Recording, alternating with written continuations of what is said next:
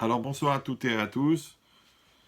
Bienvenue sur ce shiur qui est entièrement dédié l'Ilou Nishmat de Chaviv Ben Moshe Akoun, Kajbouchou élève sa neshama parmi les tzadikim d'Israël. Alors je vous rappelle que quand on dédie un cours, un shiur, c'est pas simplement l'étude qui va être engendrée par le cours, c'est aussi toute la Etorerut Bezrat Hashem, tout ce que ça va éveiller en vous et tout ce que vous allez prendre sur vous et tout ce que vous allez évoluer Bezrat Hashem, ça sera aussi l'Ilou Nishmato du Nifta Bezrat Hashem.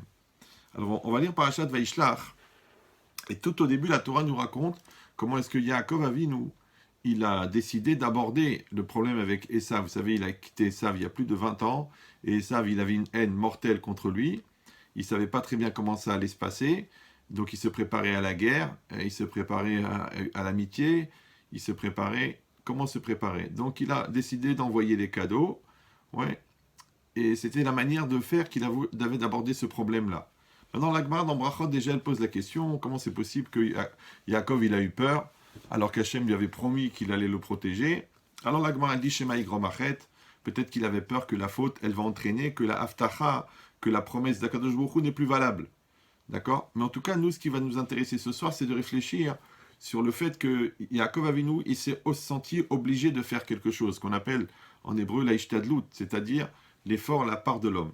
On voit déjà dans la paracha d'avant que quand c'est marqué là-bas, dans Vayetse, Vaikach me'avne amakom, Vaïsam verachotav, que Yaakov, il a pris des pierres. Vous voyez, il était tout seul. Il était parti de chez lui, il était seul dans la campagne, et il y avait des bêtes sauvages tout autour. Et qu'est-ce que c'est marqué? Vaikach me'avne amakom. Il a pris des pierres de l'endroit, Vaïsam verachotav, il les a mis autour de sa tête. Et Rachid explique, Asaan kemin marzev. Il a fait comme un petit peu un entourage d'un puits, ça vive les rochaux autour de sa tête, chez Yarem Ipne Chayot Raot, parce qu'il avait peur à cause des bêtes sauvages. D'accord? Les commentaires, ils posent la question, ils disent, mais qu'est-ce que ça veut dire maintenant?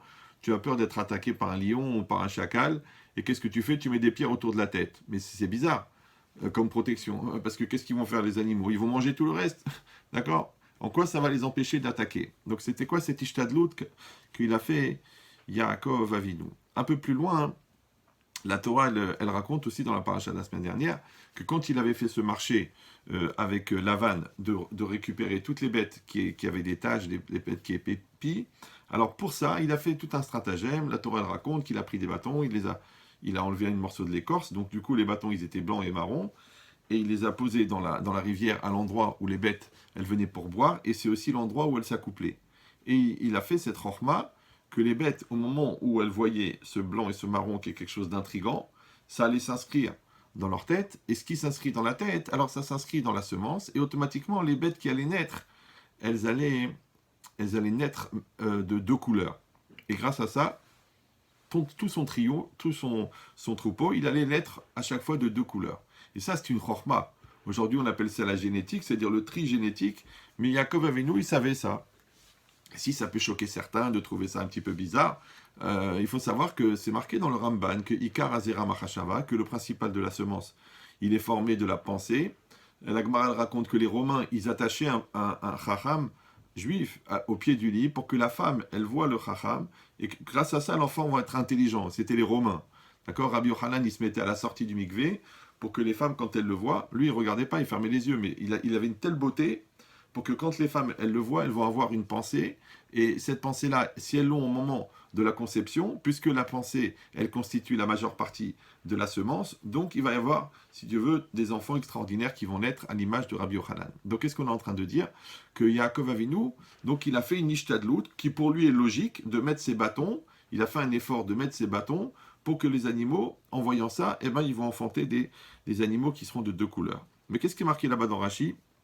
C'est marqué Vayi be'et yecham atzon, donc c'était au moment où de l'échauffement des animaux, du petit bétail, ça veut dire au moment de l'accouplement.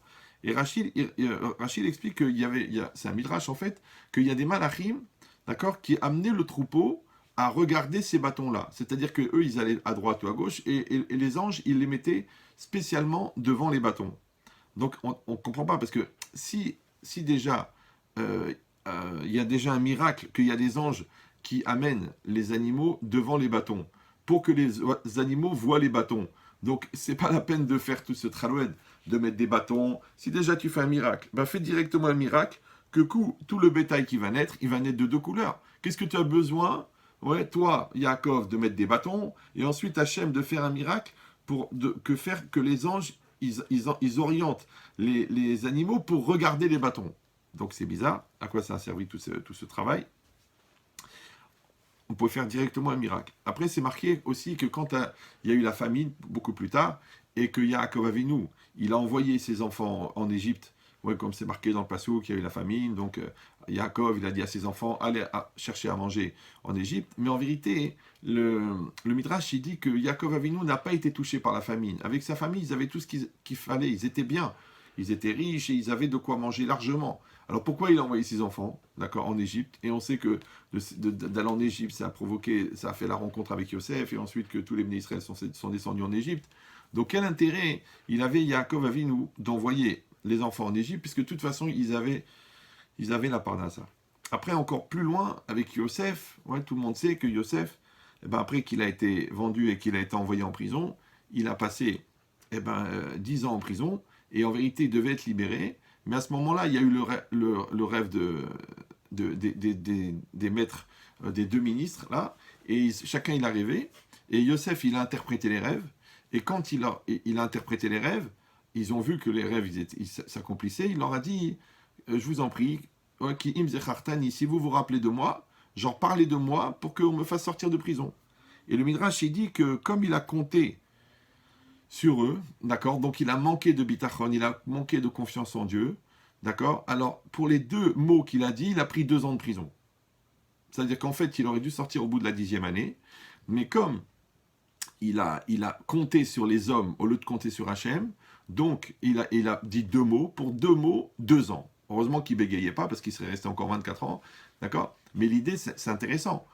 Pourquoi? Parce que 2 ans après, c'est Parashat Miket, c'est à ce moment-là que Pharaon il rêve, et que le ministre il vient le voir, il lui dit, bon, il y avait un juif qui savait interpréter les rêves, et grâce à ça, toute la destinée de Yosef, elle va changer. Mais c'est intéressant qu'on a reproché à Yosef, en fin de compte, de faire Ishtadlout, c'est-à-dire, maintenant, si on réfléchit bien, ouais, Yosef, il est en prison, ça fait déjà 10 ans, et Mina Shamaim, il y a 2 personnes qui peuvent le sortir de prison, qui arrivent en prison.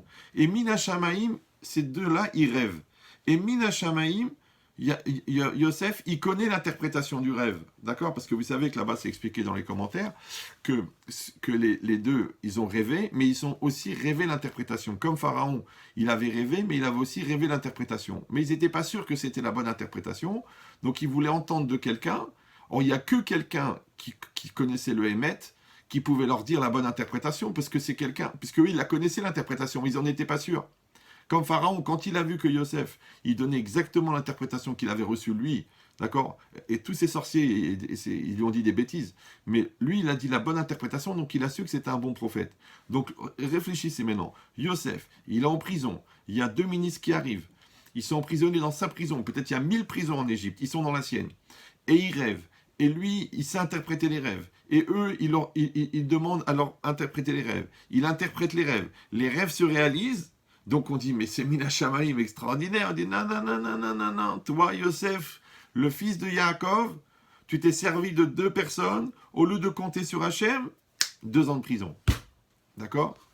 Bon, le Chazonish, il dit que c'est une ishtadlout bête. Ça veut dire c'est vrai qu'il fallait faire un effort, c'est vrai, mais il a fait un effort idiot. Il dit parce que un juif en Égypte, il va pas être aidé par des Égyptiens. Il y avait une haine des juifs très très forte. D'ailleurs, même quand le ministre il a parlé, il a dit bon, c'est un jeune juif prisonnier, c'est-à-dire il l'a rabaissé. D'accord? Donc le Chazonish, il dit que c'était une ishtadlout bête, c'était un effort qui était pas intelligent, de demander de l'aide à ces gens-là, et c'est à cause de ça que ça n'a pas marché. Après, encore plus tard, on voit quand les Bnei Israël, ils arrivent, ils sont sortis d'Égypte, et ils arrivent devant Eretz Israël, et qu'est-ce qu'ils font? Ils envoient des miraglim. Ils demandent à envoyer, c'est pas Parashat Shlach là-bas, ils demandent à envoyer des explorateurs. Et qu'est-ce qui est marqué là-bas? Que Akshbourou, il se met en colère, et comment ça se fait, pourquoi? C'est un manque de confiance. Et effectivement, les explorateurs y vont, ils trouvent des choses mauvaises, ils reviennent, ils racontent, les Bnei Israël pleurent, Hachem se met en colère, et il les punit à 40 ans dans le désert. D'accord? Donc ça veut dire que les Bnei Israël ont été punis. Pourquoi? Parce qu'ils ont envoyé les explorateurs. Pourquoi ils ont envoyé les explorateurs? Parce qu'ils manquaient de confiance. Donc en fait, pourquoi ils ont été punis? Parce qu'ils manquaient de confiance. Ok. Donc maintenant, 40 ans après, on voit que Yehoshua, oui, 40 ans après, Yehoshua, il va pour rentrer en Eretz Israël. Qu'est-ce qu'il fait? Il envoie des explorateurs. Tu dis, mais attends, mais il a rien compris ou quoi? La même erreur que Moshe Rabbeinu, il envoie les explorateurs, ouais. Et là-bas, la Torah, elle dit pas, ouais, enfin le Navi, au début du Yehoshua, il dit pas comment c'est possible, comment il a fait une chose pareille, comment ils ont fait une chose pareille, ils vont être punis encore. Non, on dit rien, on dit rien. Au contraire, on dit que c'est bien comme ils ont fait, tout ça. Et le Ramban lui-même, il explique, il dit, ben c'est normal, quand on va conquérir un pays, c'est normal d'envoyer des espions pour voir comment sont organisées les défenses, où est-ce que sont cachées les richesses, comment sont les murailles, c'est normal. Alors je comprends pas. Les Bnei Israël, ils envoient, quand ils sont dans le désert, ils envoient des explorateurs, ils prennent 40 ans, toute la génération, elle meurt dans le désert, parce qu'ils ont manqué de confiance. 40 ans après, Yoshua, il envoie les explorateurs, et ça se passe très bien. Alors tu sais plus. Alors, est-ce que c'était bien d'envoyer les explorateurs? Est-ce que c'est pas bien? Donc vous avez compris la problématique qu'on va essayer de régler ce soir, qui est une très très grande problématique en vérité. C'est la Sugia, le sujet le plus compliqué de la vie. Pourquoi? Parce que chacun dans sa vie, on est tous croyants. On est ma'aminim, bene ma'aminim, on est tous des croyants. On a confiance et on sait que Dieu existe. Mais d'un autre côté, on sait que l'homme doit faire un effort, l'homme doit participer, l'homme doit faire quelque chose. La question, elle est de savoir combien il faut faire. Qu'est-ce qu'il faut faire? Quand est-ce que quand je fais, eh ben j'en fais trop, ouais, et je vais être puni pour ça. Quand est-ce que j'en fais pas assez, et à cause de ça, ça marche pas, parce que j'aurais dû en faire plus. Donc c'est ça le sujet que Bezrat Hashem, on va essayer de réfléchir ensemble, si on arrive au bout. En tout cas, par exemple, pourquoi c'est comme ça? Parce on a tous appris, depuis qu'on est petit, à Kol Bidei Shamaim, Chutz Mirat Shamaim. Tout est entre les mains du ciel, sauf la crainte du ciel. Maintenant, on n'a pas pris le temps, souvent, de réfléchir, que ça veut dire à Kol Bidei Shamaim. D'accord? À Kol Bidei Shamaim, c'est pas un principe général, c'est un principe fondamental.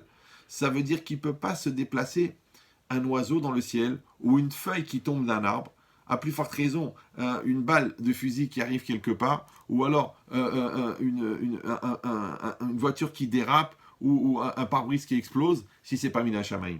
D'accord? Quand on dit Akol Bidei Shamaim, ça veut dire Akol Bidei Shamaim.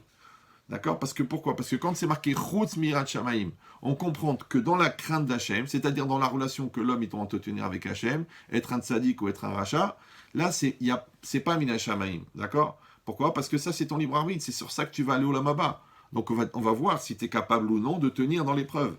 Mais maintenant, tout ce qui est la réalité autre, tout le reste, c'est Mina Shamaim. Mais ils disent les commentaires, même dans la Hirat Shamaim, d'accord, les moyens de faire la mitzvah, c'est aussi Hachem qui te les envoie. Aujourd'hui, en 2021, tu prends un loulav, mais dis-moi, comment ça se fait que 3000 ans après la mitzvah, il y a encore des loulavim? Ouais, tu vas à Sefer Torah. Qui c'est qui a fait qu'il y a encore des sofrim qui connaissent les halachot? Vous savez qu'il y a plus de 500 halachot par lettre pour écrire un Sefer Torah ou une mezouza. D'accord? Donc comment c'est possible qu'aujourd'hui, on peut encore faire des mitzvot? Parce que c'est Mina Shamaim. Ah, maintenant tu veux faire des avérotes. Voilà, tu veux voler. Tu rentres dans le magasin, tu veux voler. Pourquoi le vendeur, il va tourner la tête juste au moment où tu vas prendre la pomme? Ouais, c'est Mina Shamaim. Ça veut dire que les moyens de faire la mitzvah et les moyens, malheureusement, de faire la avera, ils sont aussi Mina Shamaim. D'accord? Et tu vas me dire, mais moi, c'est à cause du bon Dieu que j'ai fauté. Non, non, non, non, non. Le bon Dieu, il t'a mis en place le décor pour la avera. Et toi, Bederer, Shirot, Seleler, Molichinoto, toi, dans le chemin dans lequel tu veux aller. Tu veux voler, on va t'envoyer un pigeon. Tu veux tromper ta femme, on va t'envoyer une voisine folle. Ouais. Tu veux chercher de la drogue, on va t'envoyer un vendeur en bas de chez toi à la maison. Ouais. Et tu veux faire une mitzvah, on va t'envoyer le rani qu'il faut. Tu veux étudier la Torah vraiment, on va t'envoyer un Talmid Racham. Tu dis, mais qu'est-ce qui perd son temps avec un ignorant comme moi? Hachem, il a vu ta bakasha, ta Torah, il a vu ta soif de Torah, il t'a dit, toi, je vais t'envoyer le gars d'Olador. Je vais t'envoyer le gars qui finit le chaste tous les ans. Tu dis, mais moi, je suis rien du tout. J'ai appris à lire avant-hier. C'est pas grave. Tiens, yesh bakasha ta chorma, il y a une soif de Torah, on va t'envoyer. Donc tout ça, ça s'appelle Mina Shamaim, d'accord? Maintenant, alors tu dis, alors si c'est tellement Mina Shamaim, si Akadosh Baruch Hu, il organise la particule, il organise la parnassa, il organise la santé, il organise tout, alors pourquoi je dois intervenir moi?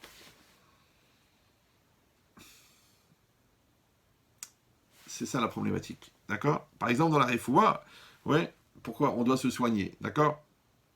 On doit se soigner. Ok, on apprend dans Baba Kama là-bas, on apprend, Verapo Yerapé, qu'il y a une mitzvah de soigner la personne qu'on a blessée. Donc il y a une mitzvah de payer pour la médication, le médicament du docteur pour soigner la personne. Ouais, on apprend. Et la Gemara a dit Mikan, chez Moutar, chez Réchout, les refait les rapotes. De là, on apprend que le médecin a le droit de soigner. D'accord. Moi, j'aurais pu dire attends, c'est pas qu'il a le droit de soigner, c'est qu'il doit soigner.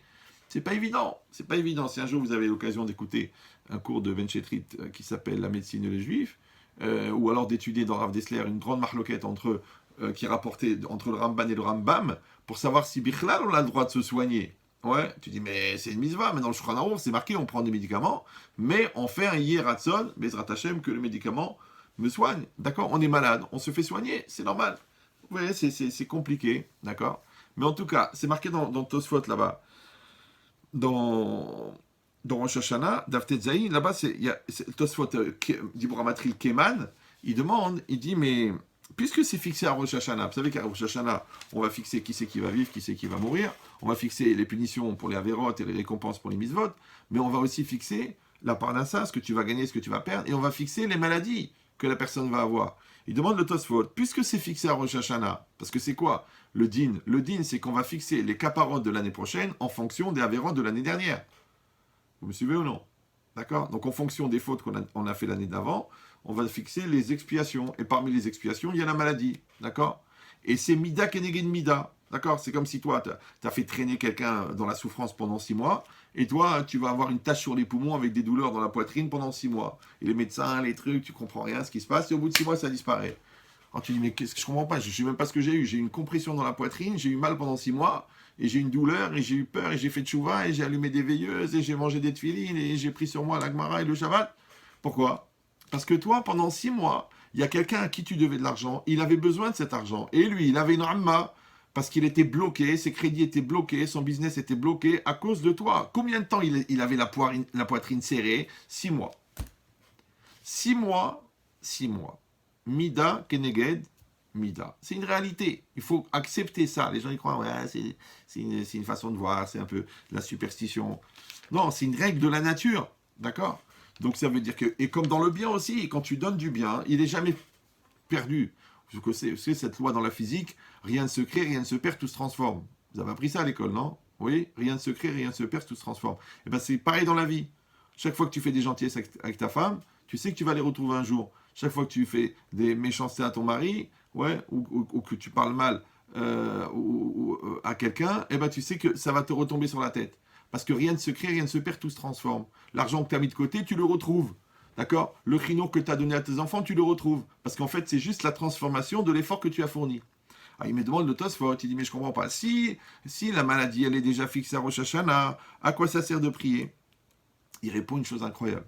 Il dit, c'est vrai que la maladie, elle est fixée. C'est même fixé le médicament que tu devras prendre et c'est même fixé le médecin que tu dois voir. Ça veut dire que si tu vas pas voir le médecin qui est fixé, il peut pas te soigner. Je ne sais pas si vous me suivez. Ouais. Il dit le Tosfot, mais la fin de la maladie n'est pas fixée. Est-ce que ça va durer une semaine? Est-ce que ça va durer 3 mois? Est-ce que ça va durer 3 ans? Chazvé Shalom, c'est pas fixé. Pourquoi? En vérité, pourquoi? Parce que ça dépend de la teshuva de la personne.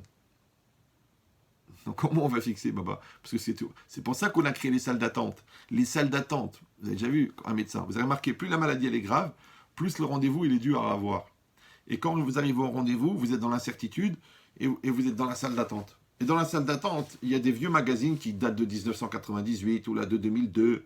Et tous les bons articles, ils ont été coupés. Et toi, tu restes là-bas et t'angoissé. Et comme tu vas chez un spécialiste, tous les gars de la salle d'attente, ils ont le même problème que toi. Ouais.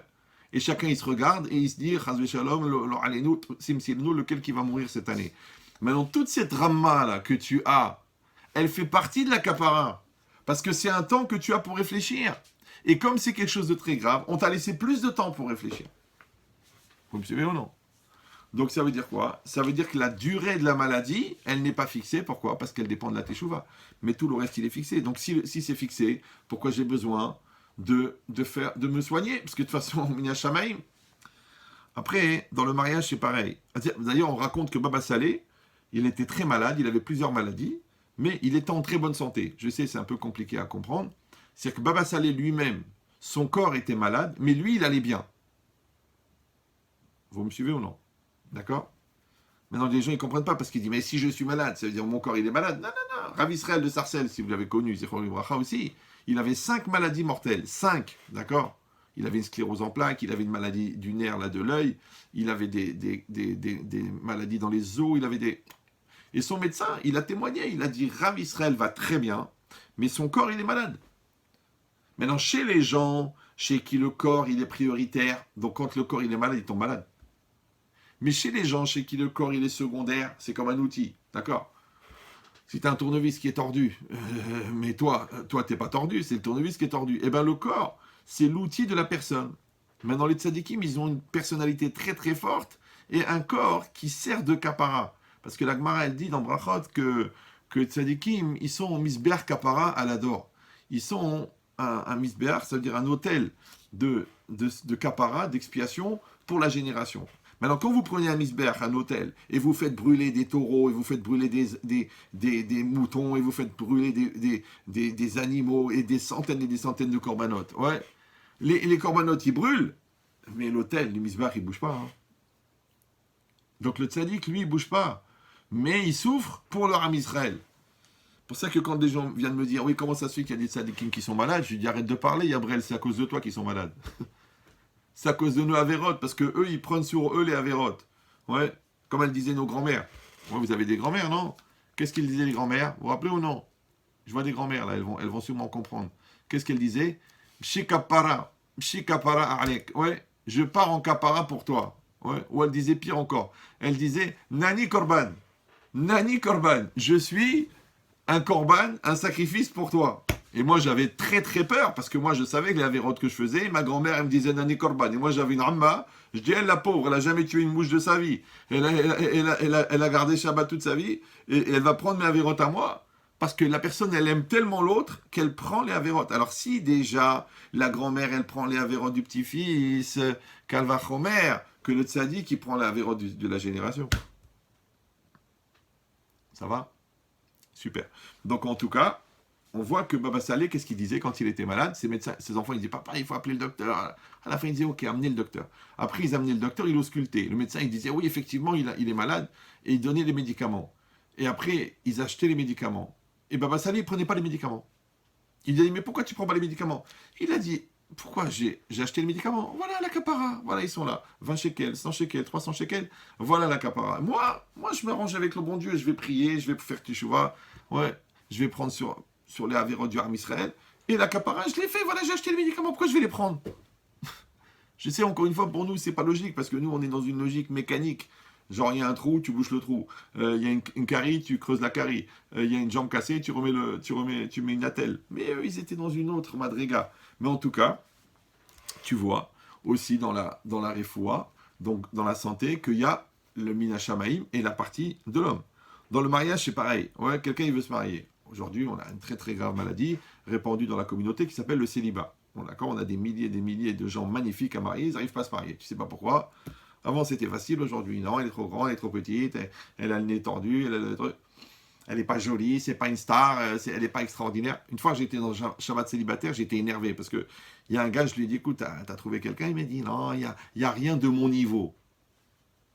Maintenant, le gars, il était petit, gros et chauve. Je l'ai attrapé, je lui ai dit, viens avec moi. On est été à l'entrée de l'hôtel, il y avait des grands miroirs. Il me dit, qu'est-ce qu'on fait là? Je lui ai dit, regarde le miroir. Il a regardé, je lui ai dit, regarde ta gueule, t'as vu ta gueule? Qu'est-ce que t'es en train d'exiger maintenant, une star? Il me dit, oui, mais je suis un médecin. Je lui ai dit, va te soigner alors.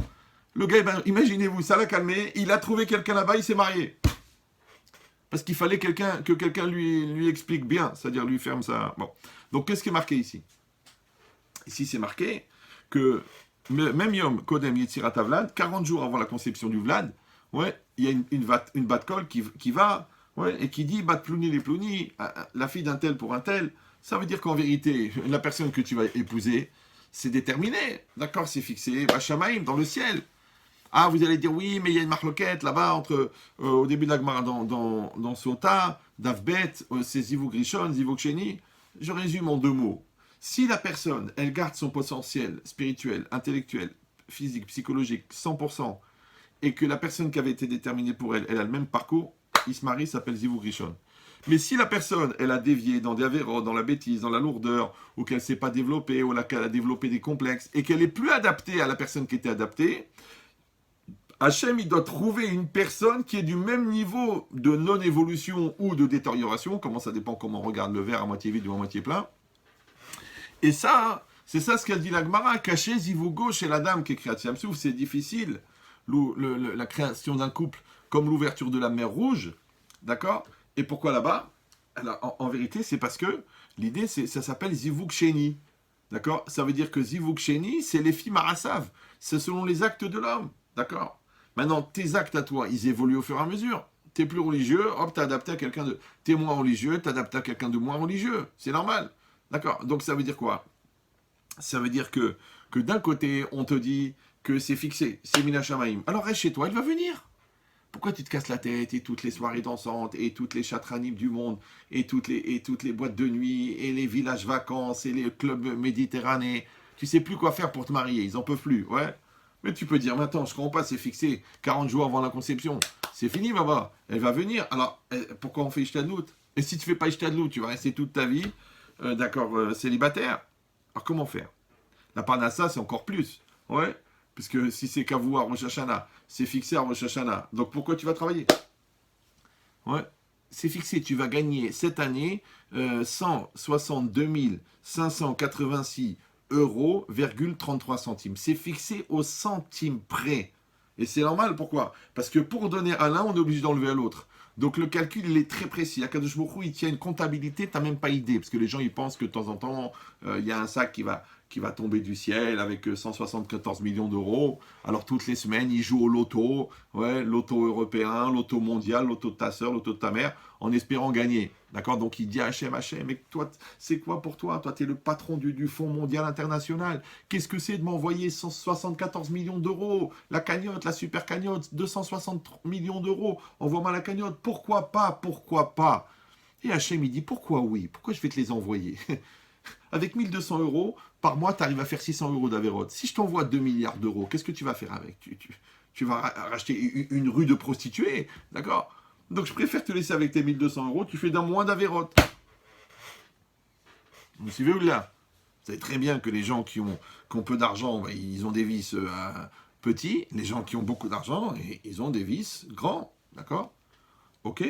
Donc maintenant, ça veut dire quoi? Ça veut dire que tu vas dire, oui, alors si c'est fixé à Rosh Hashanah, pourquoi je suis obligé de faire des efforts? Pourquoi je dois travailler? Pourquoi je dois me casser la tête? Pourquoi tous les jours je dois aller au travail? Pourquoi je dois faire des études? Pourquoi je dois devenir ingénieur? Pourquoi je dois travailler à la bourse? Pourquoi je me casse la tête? Pourquoi faire? Alors, mais d'un autre côté, on est obligé de faire Ishtadlout, ouais. Tu dois faire l'effort, tout le monde le comprend, même les peuples, ils savent, ouais, aide-toi et le ciel t'aidera. D'accord, donc tu vois qu'il y a une part de l'homme, une part de Dieu. Mais la question, c'est que, ok, c'est fixé à Rosh Hashanah, mais est-ce que c'est fixé avec la Ishtadlout ou sans la Ishtadlout? Vous me suivez ou non? Hachem, il a fixé, cette année, tu gagnes 100 000 euros. Mais en travaillant ou sans travailler? Maintenant, si c'est fixé que c'est en travaillant, si tu ne travailles pas, tu vas toucher zéro. Pourtant, Bachamaim, ils sont nixar, ils sont prêts, ils t'attendent. On attend de te faire le virement. Mais toi, tu glandes. Vous me suivez ou non? Ou non, c'est fixé sans la Ishtadlout. Donc si toi tu fais la Ishtadlout, si toi tu fais l'effort, et tout le monde sait que Parnassa, c'est un phénomène la Parnassa. Moi toujours je dis Parnès par miracle. Par miracle. Ouais. Chacun il a... Moi je parle avec des milliers de personnes. Toujours je demande, mais qu'est-ce que vous faites dans la vie? C'est pas parce que je suis curieux ou là je suis cupide. Non, je veux comprendre quel est son miracle à celui-là. Ouais, il y en a une fois, il m'a raconté, il m'a dit, je suis intermédiaire. Je dis, ça va, vous gagnez votre vie? Oui, grâce à Dieu. C'est des très très gros marchés et il y a 10 intermédiaires. Il m'a dit, par exemple, c'est un État, genre qui va acheter une usine qui coûte 760 millions d'euros. Bon, il m'a dit, il y a 10% de commission pour les intermédiaires. Et on est 10. Maintenant, moi, c'est moi qui dois téléphoner, par exemple, au numéro 8, l'intermédiaire numéro 8, et moi, je reçois un coup de fil du numéro 6. Et moi, je suis le 7. Donc maintenant, si moi, j'appelle pas le 8 pour qu'il donne son accord, pour qu'il accepte le brevet, eh ben, l'affaire peut pas se faire. Et c'est pour ça que je suis payé. J'ai dit, ah bon? Alors vous passez un coup de fil et vous gagnez. Il m'a dit oui. Je dis, mais par exemple, sur cette affaire-là, ouais, combien vous gagnez? Il m'a dit, je gagne 600 000 euros. C'est-à-dire que le gars, il gagne 600 000 euros avec un coup de fil. C'est ce que toi, tu vas gagner dans ta vie, ouais, en mettant de côté, 20 shekels, 100 shekels, 400 shekels, 2 euros, 10 euros, 1 dollar, 4 dollars, lui, il le gagne en un coup de fil. Allô, bonjour. Bon, écoutez, je donne mon accord. C'est bon, le brevet est accepté. On peut y aller. Vous pouvez lancer la production. Le mec qui raccroche, 600 000 euros. Ça, c'est par NES. Vous me suivez ou non? Et l'autre, il va trimer. Il a fait 174 millions de pizzas dans sa vie. Il a les bras usés jusqu'aux épaules tellement il a pétri. Et il a gagné, grâce à Dieu, 100 000 shekels. Oh, il a dit, j'ai mis mes 100 000 shekels de côté. Pourquoi c'est comme ça? Pourquoi pour un, c'est dur et l'autre, c'est facile? Comme disait Confucius, Kolwar de Mazalo. D'accord? Donc, si c'est comme ça, tu vois que dans la parnassa aussi, la personne, elle doit faire un effort. Alors maintenant, on va essayer d'approfondir un petit peu, parce que vous avez compris que ça touche tous les domaines de la vie, la santé, la parnassa, d'accord, la subsistance, ça touche le mariage, ça touche tous les domaines. Ok. Alors en vérité, la logique, elle est comme ça. Nous, on sait, encore une fois, que Akadosh Baruch Hu, il est capable de tout. Il peut tout, où il veut, quand il veut, il a les moyens illimités, il a les capacités. Donc ça s'appelle la part de Dieu, ça. D'un autre côté, on sait qu'il y a la part de l'homme, c'est-à-dire que l'homme doit participer. Après, le problème, c'est les proportionnels. D'accord? Une fois, je me rappelle, il y avait un couple, ils m'ont demandé, on n'arrive pas à avoir des enfants, est-ce que vous pourrez nous conseiller, je ne sais plus quoi, un gynécologue ou là, un sexologue ou là... Alors, je lui dis, mais ça fait combien de temps que vous êtes mariés? Il m'a dit 10 ans. Je dis, vous n'avez pas d'enfant? Il m'a dit, on n'a pas d'enfant, on voudrait une bracha pour que Mina Shamaim... Moi, j'ai posé la question la plus débile du monde. Je lui ai dit, mais vous avez des relations intimes? Il m'a dit, non. Il m'a dit, je la supporte pas, elle est moche, elle m'attire pas, elle m'excite pas. Je lui ai dit, mais JH2, ça veut dire jeune Khmar au carré. Mais comment t'espères qu'elle tombe enceinte, ouais, si toi, tu vas pas avec elle? C'est arrivé qu'une fois dans l'histoire du monde, on n'a que des problèmes, c'est un gars de chez nous, d'accord? Mais tous les autres, ils ont été conçus par quelqu'un qui a été avec sa femme. Donc comment c'est possible que toi, tu veux même pas faire la ishta de l'autre, d'aller avec ta femme? Et tu vas voir les gynécologues, et tu vas voir les rabbinim, et tu vas voir les marabouts, pour espérer avoir un miracle, d'avoir un bébé. Ouais. Mais quel bébé, Baba? Tu vas même pas avec elle. C'est comme celui qui veut gagner au loto et qui achète pas le billet. Il dit Mina Shamaim. Il y a quel Mina Shamaim? Mais après, il faut acheter le billet. Donc ça veut dire quoi? Ça veut dire que c'est ça le problème. C'est que maintenant, on a compris qu'il y a une proportionnelle, en fait. Il y a la part de Dieu, la part de l'homme. Maintenant, plus Hachem, il va être là, et toi, moins tu vas être là. Ça va. Mais le contraire, malheureusement aussi, c'est que plus toi, tu vas être là, moins Hachem, il va être là. Parce que l'événement, encore une fois, il doit se faire. Ouais, il va se faire. Le problème, c'est est-ce que l'événement, il va se faire par toi, ou par Dieu, ou par vous deux, et dans quelle proportion? Donc, maintenant, l'homme, il est éduqué à se prendre en main, à se prendre en charge, et c'est très nécessaire, et qu'il ait le respect de lui-même, et qu'il ait confiance en lui, et qu'il se batte, et il se bat à l'école, il se bat dans ses études, après, il se bat dans le business. Parce que c'est à lui de réaliser, il faut qu'il sente qu'il a produit, qu'il a fait. Mais le problème, c'est que quand la personne, elle produit, elle fait, elle commence à tomber dans un piège extraordinaire qui s'appelle Kochi Votsem Yadi. Et croit que c'est elle qui a fait. Ouais. Mais Hachem, il a beaucoup d'humour. D'accord? Des fois, ce que tu as travaillé pendant 50 ans, en 3 secondes, à la bourse, tout est perdu. Rien du tout. Comme ça, vite fait, tu tombes sur un escroc, le mec qui te fait investir dans un ranch en Australie. Le ranch n'existe même pas. Tu as mis toutes tes pièces dedans, tout ton argent dedans, toutes tes actions dedans. Tout est parti. Comment on dit en hollandais? Khlet al-Denia. Ça veut dire le gars, il a tout perdu. Tu dis, mais comment c'est possible? Comment c'est possible que tu as mis 40 ans à gagner et tu as mis 5 minutes à perdre? C'est un phénomène. C'est comme dans un jeûne. On jeûne pendant 24 heures, mais on fait un repas de 10 minutes. En 10 minutes, on a tout récupéré. Les 3000 calories, et des fois plus. Ouais. Donc maintenant, c'est quoi l'idée? Alors en fait, l'idée, c'est la différence entre la Emouna et le Bitachon. Ouais, vous savez, il y a un principe qui s'appelle la Emouna. C'est la croyance. Ok. Mais le Bitachon, c'est autre chose. C'est la confiance. Alors, quelle différence? Alors, le Hazonish, il a très très bien expliqué. Il a dit comme ça. La Emouna, c'est dans la tête. Ata yodea sheyesh Elokim. Tu sais qu'il y a Hachem. Tu sais qu'il est capable de tout. Et vraiment, tu es ma'amine qu'il est capable de tout. C'est quoi le Bitachon? C'est pas dans la tête. C'est dans la réalité. Ça veut dire, est-ce que toi, tu vis en fonction de ta Emouna? C'est que si toi, tu vis en fonction, ta Emouna, ça s'appelle le bitachon. Vous me suivez ou non? Maintenant, il y a des gens qui te disent anima amin, mais ils ont peur, ils s'angoissent, ils stressent, ça ne marchera pas, comment ça va faire avec le magasin? Je crois pas, t'as Emouna ou non? Oui, ils ont la Emouna, mais la Emouna, elle n'est pas reportée dans la réalité. Donc il n'y a pas de bitachon. C'est la différence entre la croyance et la confiance. Alors, je vous donne un exemple, comme ça vous allez bien comprendre. Moi, il y a David, il a son fils. Bon, c'est un petit jeune, à 18 ans, comme ça, un petit peu excité. Il veut plus aller à l'école, il veut rien faire, il veut pas aller à l'Yeshiva. Il dit, bon, écoute, c'est pas grave, je vais t'amener chez mon cousin, il va te faire travailler dans la boîte le magasin de téléphone. Alors il rentre là-bas, sur Mahane Yehuda, vous le connaissez sûrement, bon, et il le fait rentrer là-bas. Il dit, bon, voilà, c'est mon fils, d'accord, il s'appelle Ephraim. Donc, on l'appelait Ephraim parce qu'il frémit depuis le début, d'accord. Donc, si tu veux, tu vas le prendre pour travailler. Ok, bon. Alors, il vient, il dit, bon, Ephraim, viens ici, voilà, je t'explique, voilà le magasin, bon, tu connais les téléphones, ouais, bien sûr, tonton, je connais tout. Tu connais les abonnements, ouais, je connais. Bon, ok, d'accord. Écoute, alors, il dit, écoute, moi, je dois aller voir comment ça s'appelle, un grossiste, ça te dérange pas, je dois faire des achats, tu restes au magasin, tu t'occupes du magasin, ok. Et donc, il sort pour sortir du magasin, paf, et puis, et puis, il se dit, oh là là, je suis fou, j'étais tellement excité, j'ai oublié de prendre les clés de voiture. Il retourne là-bas, il voit le jeune en train de voler dans la caisse. Il dit, quoi? Tu voles? Il dit, ah, Chazvé Shalom, excuse-moi, je sais pas ce qu'il m'a pris et tout ça. Paf. Le gars, il dit, mais c'est pas possible, mais je viens de t'employer. Il dit, je te promets, je te jure, je recommence plus. Il dit, ok, bon, alors écoute, on va dire, les caves de route, c'est pas grave. Il sort. Et après, tellement truc, il dit, j'ai oublié la liste de ce que je dois acheter. Il revient, et là, pareil, il le voit en train d'ouvrir des boîtes, en train de mettre des iPhones dans sa poche, d'accord, des Samsung. Il dit, mais je comprends pas, je viens de t'attraper, t'es un malade. Et le gars, il se met à crier, je t'en prie, il y a mon père, il va me tuer, il me frappe depuis que je suis petit, déjà avant la naissance, il me frappait. La victime, ouais. Bon, le gars, il est un peu excité et tout, il dit, bon, ok, bon, je te crois. Il sort, mais là, il a la rame, qu'est-ce qu'il fait? Il dit, je vais faire le tour du magasin, de la rue, je vais aller rentrer par derrière pour voir ce qui se passe. Il fait le tour, il le voit, avec un copain qui a amené une camionnette, il est en train de vider tout le magasin.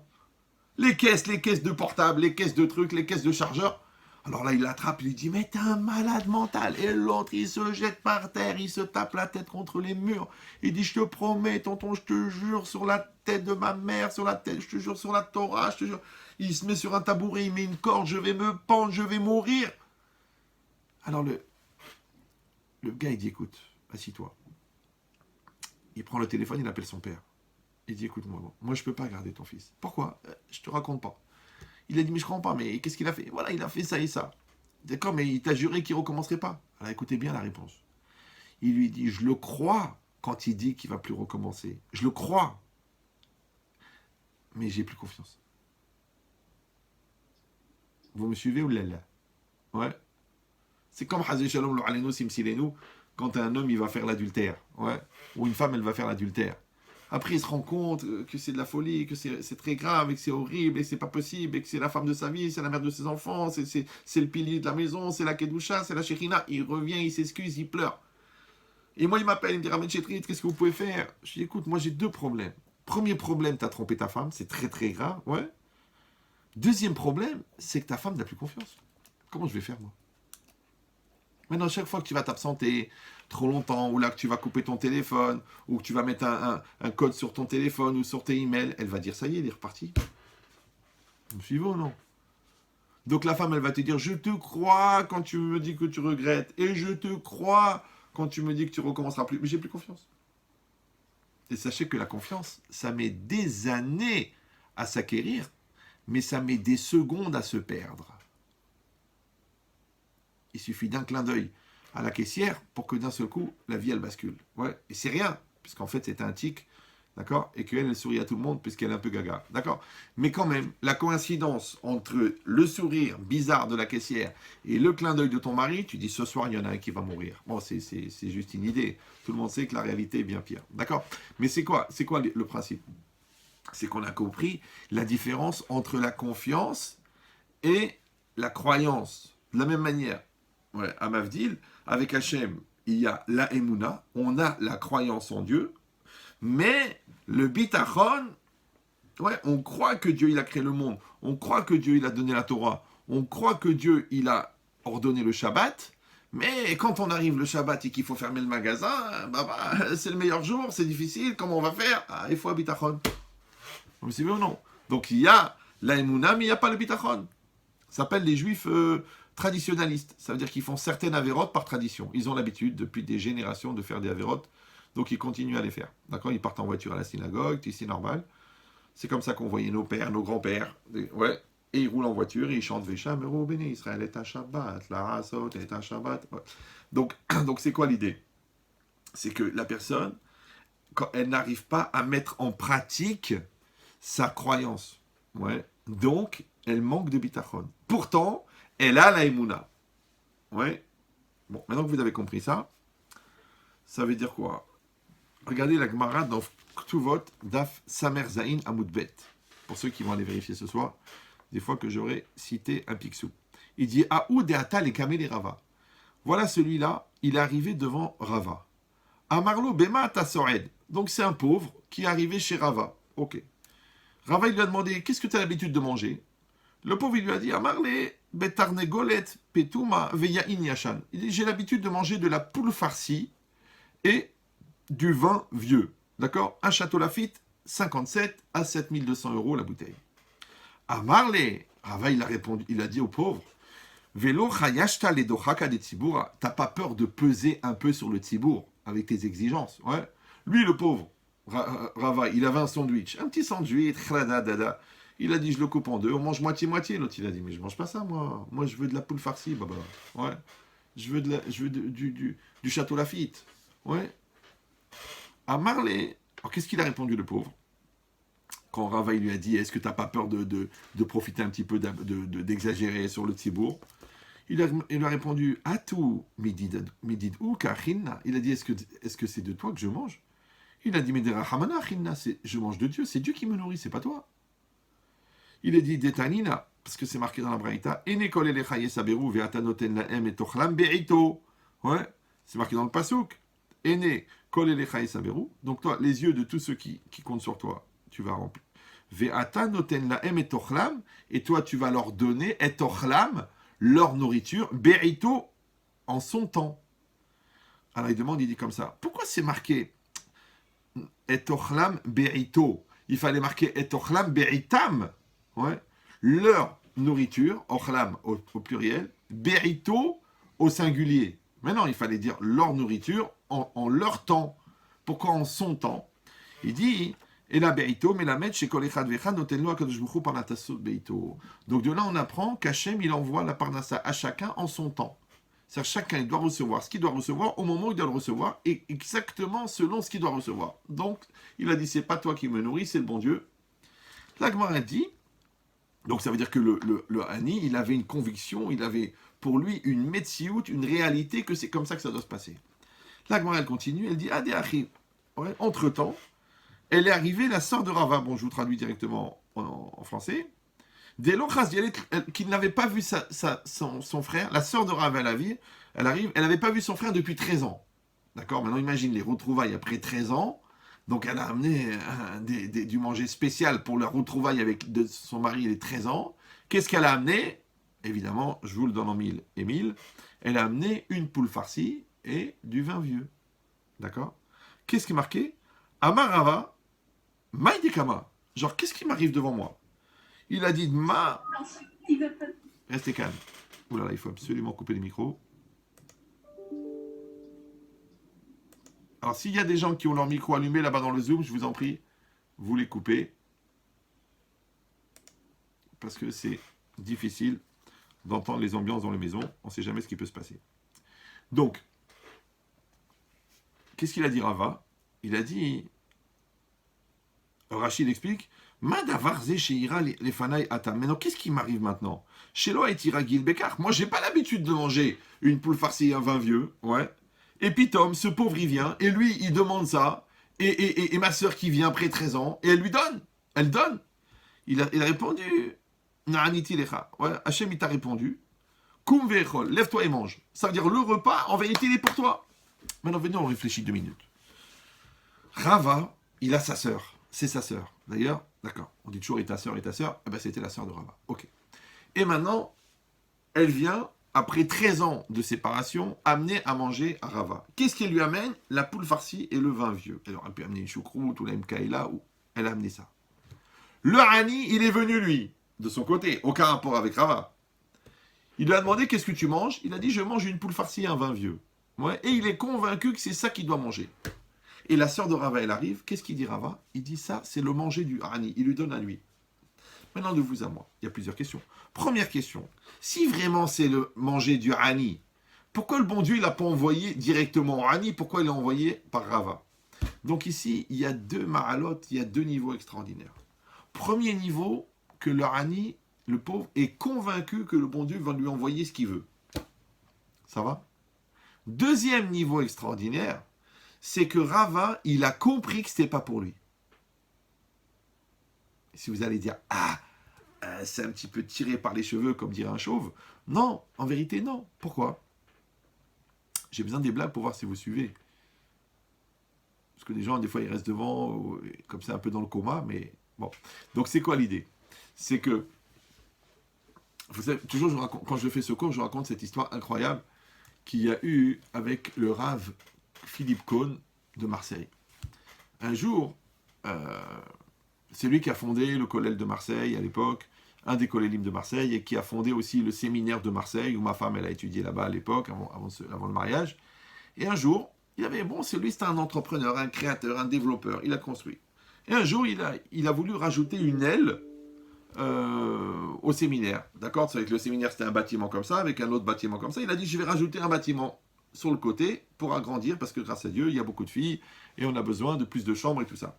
Donc, qu'est-ce qu'il a fait comme son habitude, puisqu'il avait un bitachon extraordinaire, il avait une confiance en Dieu, il a lancé les travaux, il a pris les ingénieurs et les architectes, il a lancé les travaux, et après il a dit, je vais ramasser l'argent. D'accord?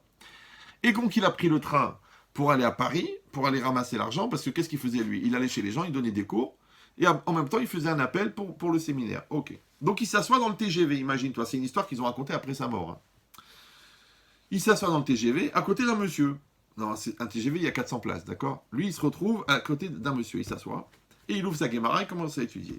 Le monsieur à côté, bon, il se trouve par hasard que c'est un juif. Bon, ça peut arriver, il en reste quelques-uns, d'accord? Et donc, ce juif, il dit, ah, monsieur, qu'est-ce que vous êtes? Est-ce que vous êtes rabbin? Non. L'autre, il dit, non, je suis cow-boy. Non, mais oui, d'accord. Bon, il est rabbin. Il dit, qu'est-ce que vous faites? J'ai étudié la Torah. Ah, et qu'est-ce que vous faites dans la vie? Ben voilà, je suis directeur d'une institution de jeunes filles. Bon. Et dit-vous, il a dit, moi, je suis juif aussi, mais je suis très, très, disons, très, très cool, d'accord? Et je suis athée. Ça veut dire qu'il n'a même pas fini l'alphabet, il s'est arrêté au T, d'accord? Et puis, et je ne suis pas religieux, mais bon, Hachem, je suis ingénieur, je suis à la retraite et j'ai ce qu'il faut. Ok. Et il commence à parler, il dit, mais pourquoi vous partez maintenant à Paris? Il a dit, ben, en fait, je vais ramasser l'argent parce que j'ai lancé la construction de l'aile du bâtiment et il me faut une certaine somme, donc j'y vais. Alors le gars, il regarde, il dit, écoutez, moi, c'est incroyable parce que mes enfants, ils m'ont fait un cadeau, un gros cadeau.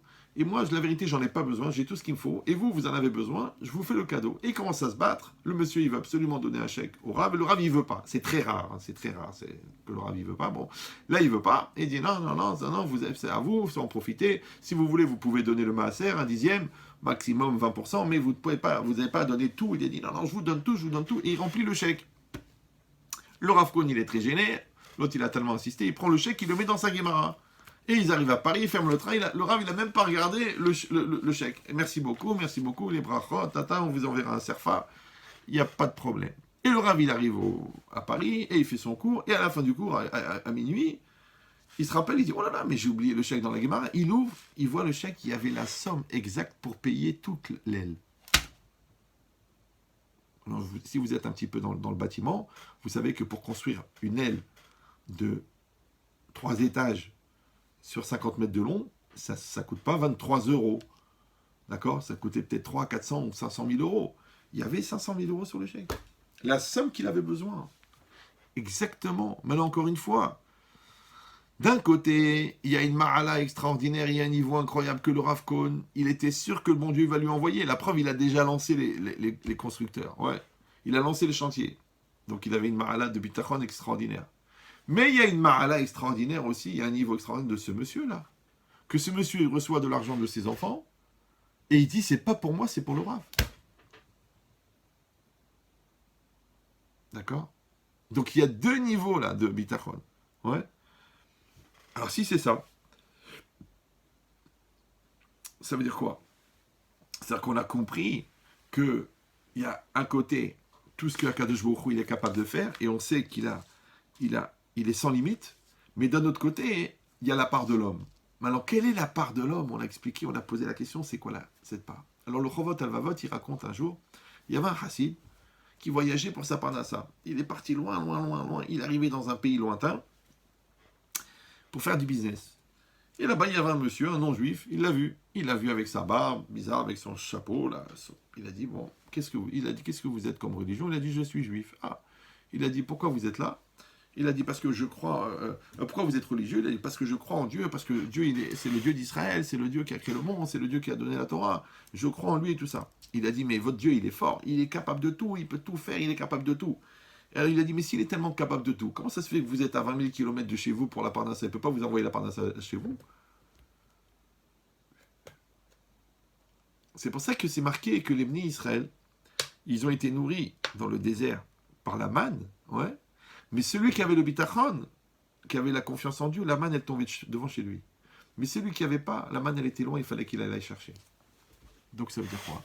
Ça veut dire que dans le rapport entre la capacité infinie d'Hachem et le fait que l'homme doit participer, le vrai curseur, ouais, qui va augmenter ou qui va baisser, en vérité, ça va dépendre entièrement du niveau de bitachon de la personne. Ouais. Pourquoi? Parce que c'est comme si Akadosh Baruch Hu, il peut tout faire, d'accord. Mais le problème, c'est que la limite d'Hachem, c'est la croyance de l'homme. Ça veut dire quoi? Ça veut dire que si un homme est convaincu que s'il ne travaille pas 22 heures par jour, ça ne marchera pas, s'il en est convaincu, ça veut dire il est convaincu que c'est impossible de gagner la parnassa avec moins de 20 heures par jour de travail, et bien s'il travaille 19 heures, il ne va pas gagner. Il ne va pas gagner. Par contre, le contraire, si quelqu'un, il est convaincu que Béhémet, 1 heure de travail, ça suffit, il va gagner en 1 heure. Alors, je sais ce que vous allez dire. Ah, mais en 1 heure, ça ne veut rien dire. Mais ça ne veut rien dire. Il y a le client, il y a le rapport, il y a le développement, il y a la boutique. Il y a le... Je te dis, 1 heure, je t'ai donné des exemples. Le gars, en 1 heure, il prend 600 000 euros, l'autre, il signe des contrats, l'autre, il trouve des projets, l'autre, il est associé dans des affaires, l'autre, ça lui a pris rien du tout. Regarde la bourse. Le mec, il est là devant l'écran. Une fois, j'étais avec quelqu'un comme ça, on était en train de préparer un événement, et il y a un monsieur très riche qui est venu. Et lui, il a dit, ça vous dérange pas pendant qu'on parle, parce que c'est lui qui devait financer tout un gala. Il a dit, ça vous dérange pas, on met un ordinateur et je vais me brancher sur un site boursier. Donc le mec, il se branche sur une action, et il voyait la courbe. Et en même temps, il est en train de parler. Alors, quel genre de salle vous voulez? Une grande salle, il faut peut-être 800 personnes. Alors, on fait rentrer le Sefer Torah à tel moment, parce qu'il faisait un Sefer Torah pour son père. Il a dit, bon, et en même temps qu'il parlait, en même temps, il regardait la courbe. Ouais. Et il continue, voilà, alors on va amener tel Rav et tel Rav, Rav Obadia, il va venir peut-être, ah oui, ça serait super, et tout ça, et comment ça va se passer? Et il regarde la courbe. Après, il dit, bon, alors vous voulez qu'on prenne un traiteur, alors un plat, un dessert, un poisson, comment ça se passe? Et il regarde la courbe. Au bout d'un moment, il y a quelqu'un qui lui a dit, mais qu'est-ce que vous faites avec la courbe? Il a dit, je regarde les fluctuations, là. D'accord. Et puis d'un seul coup, paf, il arrête la discussion, il prend son téléphone, il appelle, il dit, allô, l'action, ok, l'action telle, tu achètes 10 000, prends-en 10 000, allez, salut, ciao. Et il continue. Et puis alors le gars, au bout d'un moment, il lui dit, écoutez, monsieur, je comprends pas, on est en train de faire quelque chose d'important, ouais. Vous devriez rester concentré et être avec nous. Il a dit, je vous dis la vérité, avec ce coup de fil, j'ai payé la soirée. J'ai payé la soirée. Il a dit, parce qu'en fait, moi, j'ai suivi la courbe, j'ai anticipé que l'action, elle est en train de monter, et elle a pris 23%. Et ces 23% sur 10 000 actions, ça me paye la soirée. Voilà. Alors ça valait la peine de regarder la courbe. Maintenant, toi, tu regardes la courbe, la vérité. Ça te fait rien. Tu dis, oh, on dirait le Mont Blanc. Oh, elle descend. Oh, elle monte. Oh là là, on dirait les vagues de la mer. Ouais. Mais en vérité, parce que tu connais rien. Mais lui, il connaît. Ah, mais moi, je connais rien. Ah ben, ça s'appelle le prix des études. Tu aurais dû payer pour apprendre. Tu n'as pas voulu payer. Des fois, tu payes de ta personne. Des fois, tu payes de tes nerfs. Des fois, tu payes de tes années. Tu payes de ton temps. Tu payes des fois de tes échecs, parce que des fois, il faut 3 dépôts de bilan pour réussir une bonne affaire. Mais tu vas payer. Et les gens, ils ne veulent pas payer. Ils disent non, moi je ne paye pas, je n'ai pas l'habitude de faire des efforts, de prendre des risques. Donc eux, ils vont à la caisse d'épargne, ils prennent le livret A. Vous savez pourquoi ça s'appelle le livret A? Parce qu'à la fin de l'année, quand tu regardes les bénéfices, tu dis ah, ça s'appelle le livret A. Au début, ça s'appelait le livret Khlet, parce qu'il n'y avait pas de bénéfices. Après, ils ont dit on change le nom parce que personne n'en veut. D'accord? C'est pour ça que c'est la caisse d'épargne, parce qu'il y a l'écureuil et à la fin, il ne reste que les noisettes. D'accord? Donc, c'est quoi l'idée? Que la personne, elle a un bitachon, elle a une force, elle a une capacité incroyable. Mais d'un autre côté, Akadosh Baruch Hu, il fait ce qu'il veut, où il veut, quand il veut. Moi, j'ai parlé avec plein de milliardaires. Il m'a dit, Rabben Chetri, si je vous dis, la première affaire que j'ai faite, elle est complètement... J'avais aucun rapport, j'avais aucune expérience. C'est le blond Dieu qui me l'a mis dans la main. Moi, j'ai fait un chèque. L'autre, il m'a sorti un produit incroyable. Et après, 3 jours après, j'ai rencontré un grand patron de je sais pas quoi. Et il m'a dit, écoutez, je cherche ce brevet. Et moi, je l'avais racheté dans un train qui allait vers la Suisse à un ingénieur en dépression qui m'a vendu un brevet qu'il avait créé, qu'il n'arrivait pas à vendre. Et c'est exactement le brevet que l'autre, il voulait. Et ils lui ont vendu 17 millions d'euros. Et c'est pas possible qu'il a payé 400 $, il avait 17 millions d'euros. Je te dis, le bon Dieu, il fait ce qu'il veut, où il veut, quand il veut. Maintenant, qu'est-ce qui fait que toi, tu rencontres ce genre de personnes?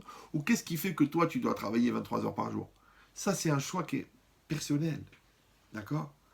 Donc, ça veut dire que si toi, encore une fois, dans ton mental, tu penses que c'est comme ça que ça doit se faire, ça veut dire qu'il n'y a pas de miracle, il n'y a pas d'intervention divine, il y a la réalité, il y a le marché, il y a la conjoncture. Donc, tu vas selon la conjoncture. Mais si toi, tu es au-delà de la conjoncture, parce que tu as une relation privilégiée avec le divin, je vais vous raconter une histoire incroyable. J'ai un ami à moi qui avait une société de bourse. Il a été voir, à l'époque, Rabbi David à Naharia. Rabbi David à Bersera, vous avez peut-être entendu parler de lui. C'est un très très grand sadique, c'est un des plus grands sadiques de la génération. Et lui, il est très proche du Rav. Et c'était en 2006. Comme d'habitude, il allait lui demander une bracha pour la parnassa. Et le Rav, d'un seul coup, il lui dit, attention, hein, dans 2 ans, ça va être un massacre. Maintenant, on est en 2006. Le Rav, il lui parle de la crise économique de 2008. Je ne sais pas si vous... Ouais. Et mon copain, il a une émouna dans le Rav incroyable. Il dit, mais Rav, ça veut dire quoi? Qu'est-ce qu'il faut faire? Qu'est-ce qu'il ne faut pas faire?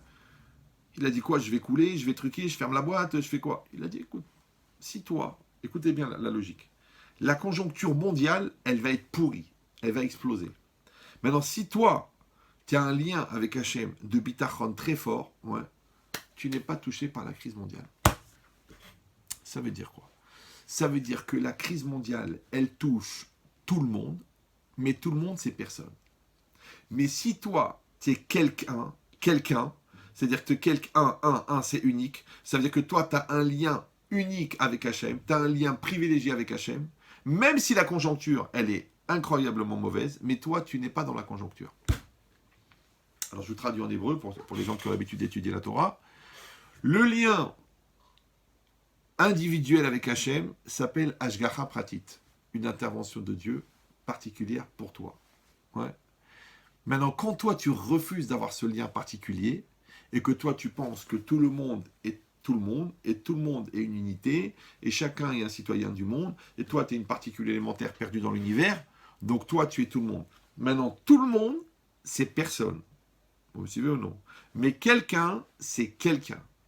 Maintenant, quand toi, tu as un lien privilégié avec Hachem, tu as une Hashgacha pratique. C'est-à-dire qu'Hachem, il va avoir une intervention spécifique pour toi. Mais quand toi, tu ne veux pas avoir une relation spécifique avec Dieu, tu rentres dans la Hashgacha klalit, c'est-à-dire une intervention divine globale.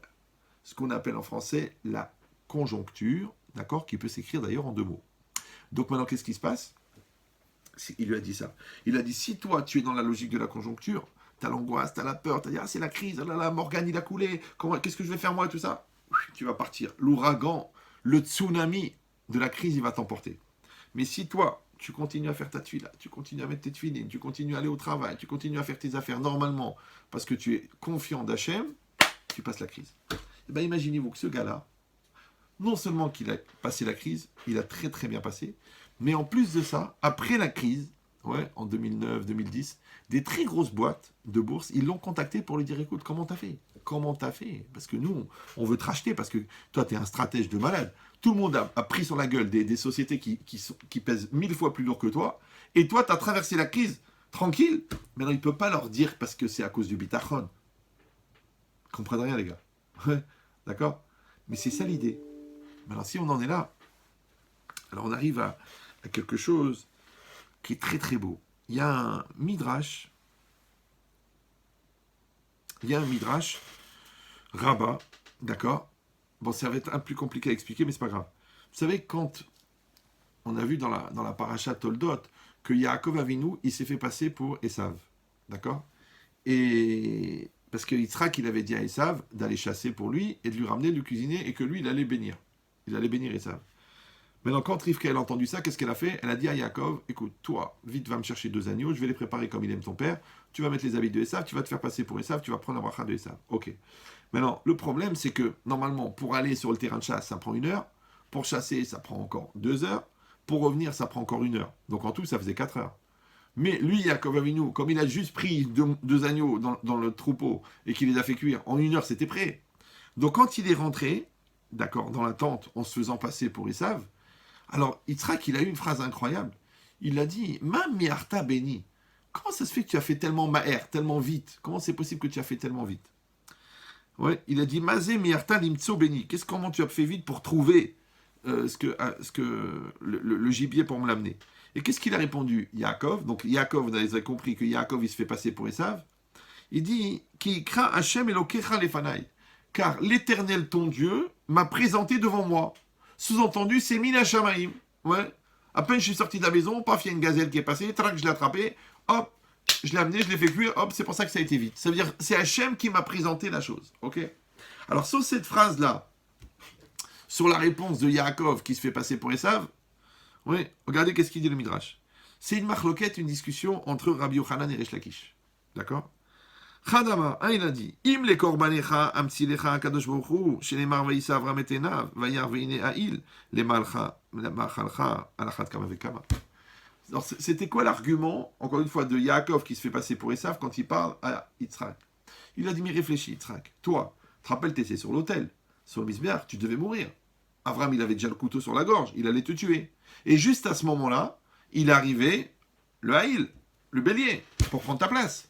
D'accord? Donc il lui a dit, réfléchis. Si déjà, pour te sauver la vie, Akadosh Baruch Hu, il a envoyé un bélier, et rapidement, instantanément, parce que c'est marqué Vaïssa, Avram et Ena, Vaïa. Il a levé les yeux, il a vu le bélier. Donc ça veut dire que le bélier, il est apparu par miracle à cet endroit-là. Donc si déjà, pour te sauver la vie, on a envoyé immédiatement un bélier, ouais, à plus forte raison, pour t'amener à manger, que tu as besoin pour manger, ouais, on va t'amener tout de suite. D'accord? Donc ça serait l'argument, genre de de Yaakov qui se fait passer pour Esav, pour prouver à Yitzhak pourquoi il a réussi à trouver tellement vite le gibier. Ça va? Ça, c'est Rabbi Yochanan. Resh Lakish, il donne une autre raison. Il dit, mais toi, Yitzhak, quand tu as voulu te marier, d'accord? Abraham, qu'est-ce qu'il a fait? Il a envoyé Eliezer. Eliezer, il est arrivé devant un puits. Qu'est-ce qu'il a? Il a prié, il a levé les yeux au ciel, il a dit, la première qui se présente, ça sera la femme. D'accord? Ça sera la femme de Yitzhak. Heureusement que ce n'est pas un chameau qui est arrivé, un miracle. D'accord? Donc il a dit, la première qui arrive, ça sera la femme de Yitzhak. Ouais, qu'est-ce qui est marqué là-bas? Vaïssa et Enaf, pareil, il a levé les yeux, Veine, Rivka ba. Et voici que Rivka est arrivée. Alors il a dit, tu vois bien que quand il a fallu te marier, Akadosh Baruch Hu, il a envoyé tout de suite la femme. D'accord? Alors, de la même manière, pour te donner à manger, Akadosh Baruch Hu, il a fait vite. D'accord? Maintenant, venez, on réfléchit. Vous savez, on dit Béné, Chaye ou Maisonné. D'accord? Béné, c'est quoi? C'est les enfants. Donc, c'est la descendance. Donc, c'est la femme. Chaye, c'est la vie. La vie et la mort. D'accord? Est-ce que tu vas survivre ou non? Ouais. Et ça, c'est la kapara. Donc, c'est le korban. Et maisonné, c'est la nourriture. C'est le manger. C'est ce qui va te nourrir. Donc, les trois choses, en vérité, elles sont entre les mains d'Hachem. Yitzhak Avinu, il n'a pas dit non, ça ne va rien dire ce que tu racontes. Non, il a accepté. Il a accepté. Ça veut dire que pour le tzaddik, c'est normal que ce que tu as besoin, tu lèves les yeux, c'est devant. Vous savez ou non? Tu as besoin d'une capara, hop, il y a le bélier. Tu as besoin d'une femme, hop, elle est là. D'accord? Tu as besoin de manger, hop, c'est là. Donc ce qui est intéressant ici, c'est ce qu'on appelle l'instantanéité. Maintenant, vous allez dire, oui, mais c'est normal, parce que c'est Yitzhak Avinu. Yitzhak Avinu, il a un rapport avec le bon Dieu, 100%, 100%. Ouais. Et Hachem, il est au-delà du temps et au-delà de la matière. Donc Hachem, il fait ce qu'il veut, où il veut, quand il veut. Maintenant, le tzaddik qui est collé avec Dieu, ouais, automatiquement, il va profiter de l'instantanéité de Dieu. Pourquoi ? Parce que le tzaddik, il a un très haut niveau de bitachon. Vous savez ou non ? Mais ça veut dire qu'à l'inverse, celui qui baisse le niveau de bitachon, il augmente la distance avec Dieu. Et la distance, elle est temporelle et matérielle. D'accord ? Ça veut dire que si tu as 10 000 km pour aller quelque part, écoute, 10 000 km, c'est 10 heures d'avion. Hein. Ah, tu dis non, je suis pressé. C'est 10 heures d'avion. Tu dis bon, j'y vais en voiture.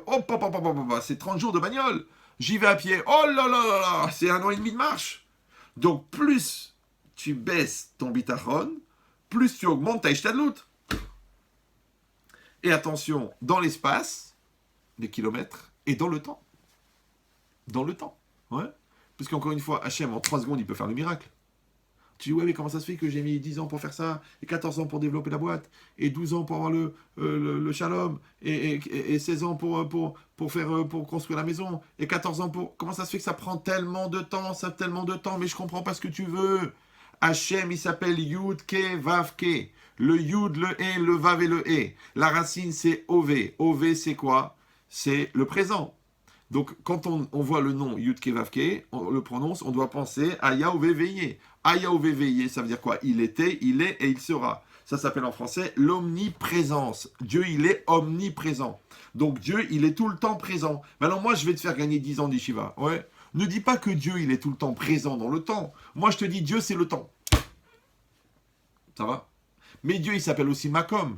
Et Makom, c'est quoi ? C'est l'espace, c'est le lieu. Donc, Dieu, c'est le temps et l'espace. Donc, si Dieu, c'est le temps et l'espace, il fait ce qu'il veut avec le temps et il fait ce qu'il veut avec l'espace. Donc, le problème, il ne vient pas du côté du bon Dieu, puisque le bon Dieu, encore une fois, il fait ce qu'il veut, où il veut, quand il veut. Et tu vas dire, oui, mais ça ne se passe pas comme ça dans la réalité. Mais quand tu vois que ça se passe pour les tzadikim, ouais, tu dis pas que c'est faux, tu dis que c'est vrai. Donc, tu te poses la question, mais pourquoi ça marche avec eux, pourquoi ça ne marche pas avec moi ? Tu connais la réponse. Ouais, c'est comme les gens qui me disent, ouais, moi et ma femme, on se comprend pas. Je dis, mais vous parlez ? Ah non, on n'arrive pas à parler. Ah bon ? Mais communication, c'est communiquer. Communiquer, c'est commun. Commun, c'est comme un. Donc, comment veux-tu qu'on soit comme un si on ne communique pas ? Ah, on ne se comprend pas, il y a des malentendus, on n'a pas la même pensée, la même manière de faire, on n'éduque pas les enfants de la même manière. Je dis, mais vous ne communiquez pas ? Non, on ne communique pas, parce qu'il faut la connaître. Oh là là, elle a un caractère. Oh là là. Et lui, hop, têtu, il boude, il se met dans son coin, il ne parle plus. Tellement il boude qu'il est devenu bouddhiste. Et jusqu'au bout, hein, jusqu'au bouddhiste. Oh là là, il s'assoit par terre, il grossit parce qu'il ne bouge plus, il se met comme ça, avec les jambes croisées, et il perd les cheveux, ouais, et il parle que du passé. D'ailleurs, tout le monde le dit, ah, il Bouddha. D'accord ? Mais je comprends pas. Alors, toi, tu boudes, ouais, et elle a l'impression de ne pas être écoutée. D'accord ? Ou elle parle trop et toi, tu parles jamais. Ou le contraire. Ouais, toi, tu n'arrêtes pas de parler, le vendeur, et elle, la mchenfa, le côté la maravi. Comment vous allez faire ? Eh bien, toi, tu vas faire un effort pour la laisser parler, et elle va faire un effort pour parler. Après, quand elle va faire un effort pour parler, toi, tu vas faire un effort pour l'écouter. Donc, vous allez créer ce qu'on appelle de la communion. La communion. Et la communion, c'est quoi ? C'est l'équivalence des volontés. Et l'équivalence des volontés, il dit le Maharal de Prague, c'est l'amour. Et l'amour, c'est Ahava. Et Ahava en hébreu, c'est la même gematria que Echad. Et Echad, c'est un. Vous me suivez ou non ? Maintenant, de la même manière que l'homme et la femme, ils doivent faire un, toi aussi, avec Dieu, tu dois faire un. Parce que c'est marqué Ve'afta et Hashem Elokecha. Tu aimeras l'Éternel ton Dieu. Et aimer, on a dit que c'est Echad. Pour ça que c'est marqué Shema Israël, Hashem Elokenu, Hashem Echad. Maintenant, quand toi, tu fais un avec Dieu, puisque Dieu, il est le temps et l'espace, il est Akol Yachol, il peut tout. Donc, quand toi, tu fais un avec Dieu, eh bien, Dieu, il est un avec toi. Donc, toi aussi, maintenant, tu peux tout. C'est ça que c'est marqué Tzadik Gozer, Akadosh Baruch Hu Mekayem. Le Tzadik, il est Kovea, il fixe. Hachem, il accomplit le Tzadik. Tu dis, je comprends pas. Normalement, c'est l'inverse. Mais comme le Tzadik, toute sa vie, il a fait la volonté de Dieu, et ben Dieu, il fait la volonté du tzaddik. Mais tu dis, mais comment c'est possible? C'est-à-dire que le tzaddik, il devient un Dieu? Non, détends-toi. Non. Mais ça veut dire qu'Hachem, il est intéressé à être associé au tzaddik. Donc le tzaddik, il devient partenaire de Dieu dans le monde. Ça va?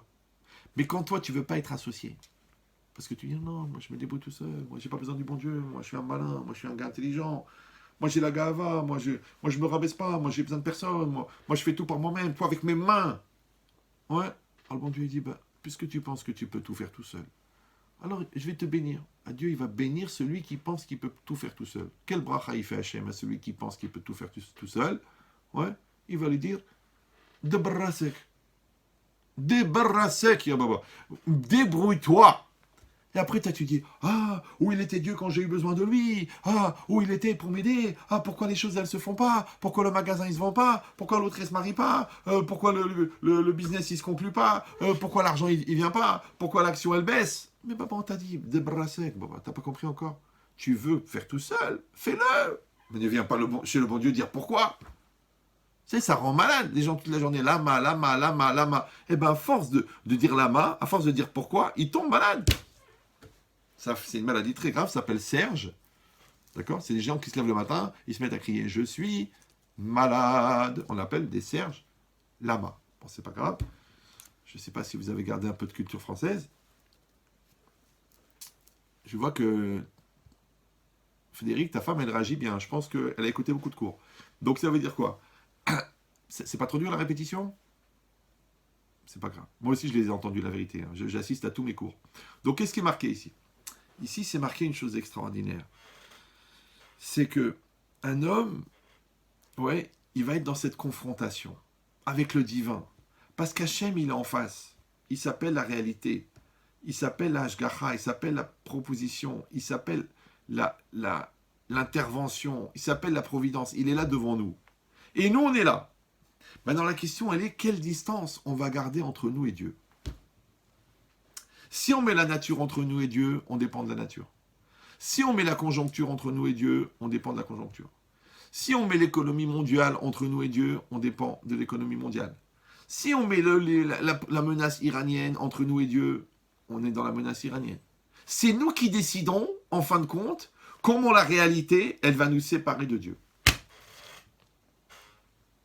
Maintenant, il faut réfléchir.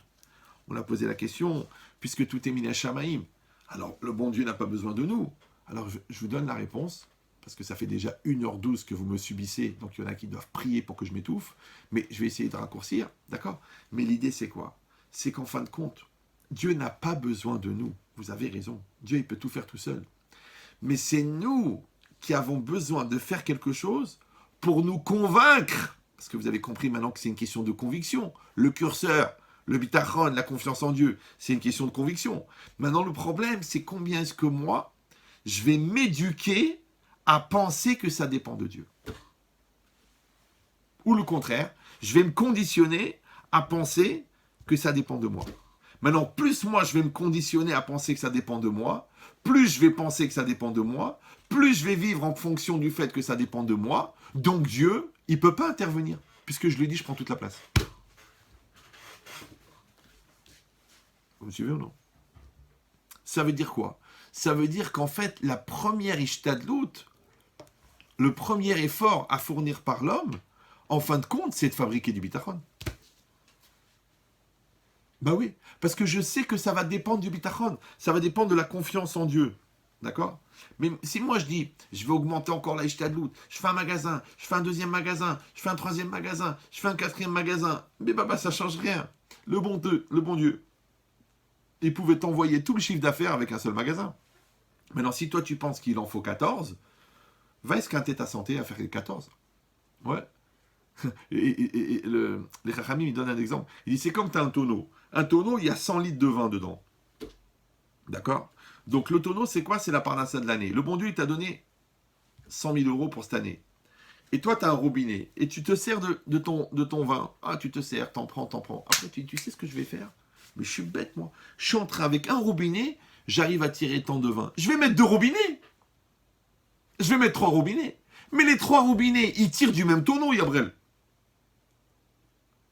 Ah, tu dis, ouais, mais c'est une façon de voir, dans les lois économiques, on pense pas de cette manière. On n'est pas dans les lois économiques, nous. On n'est pas dans les lois économiques. Les lois économiques, Baba, elles sont pas faites pour le peuple juif. Le peuple juif n'est pas logique. Le peuple juif n'obéit pas aux lois historiques, aux lois psychologiques, aux lois sociologiques, aux lois économiques normales. C'est hors champ. C'est hors calcul. C'est un autre calcul qui n'a rien à voir. C'est une relation spéciale que Hachem il a avec le peuple. Et si vous allez dire, bon, pour qui tu te prends Non, une fois un empereur non juif, il a demandé à son pasteur, donc le pasteur a priori il n'était pas juif, il a dit, donne-moi une preuve que Dieu existe. Il a dit le peuple juif. Le peuple juif, c'est la preuve que Dieu existe. Parce que comment un peuple qui n'a jamais dépassé les 20 millions de personnes, ouais, il est encore là depuis 3500 ans. Vous me suivez ou non? C'est quelque chose qui n'est pas normal. Si tu réfléchis au niveau logique, au niveau statistique, au niveau historique, au niveau sociologique, au niveau économique, comment ça se fait que le peuple, il est là? Et pourtant, il y en a qui ont essayé de les détruire. Ouais, Bechol Dorvador, ça veut dire déjà depuis la guerre des étoiles, d'accord?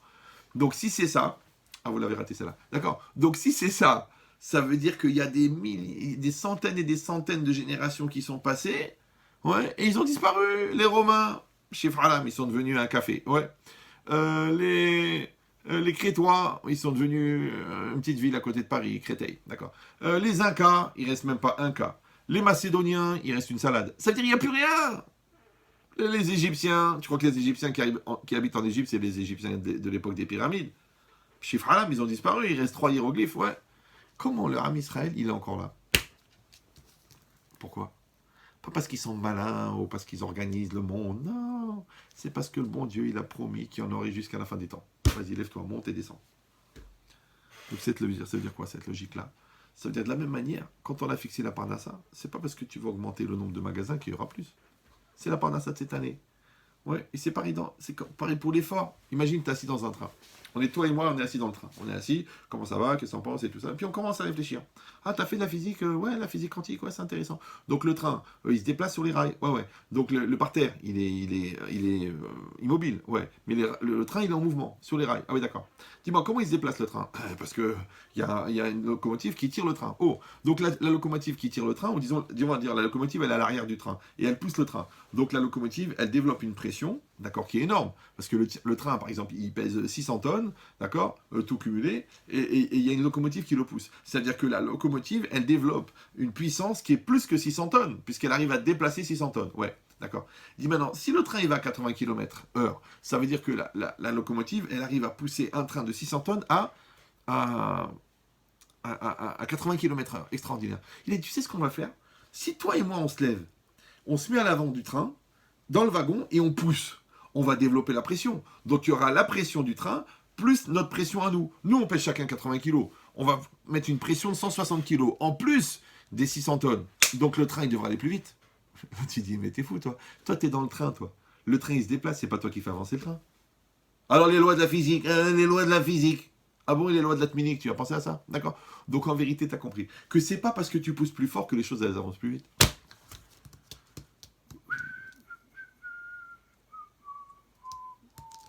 Mais attention, malheureusement l'inverse ça marche pas.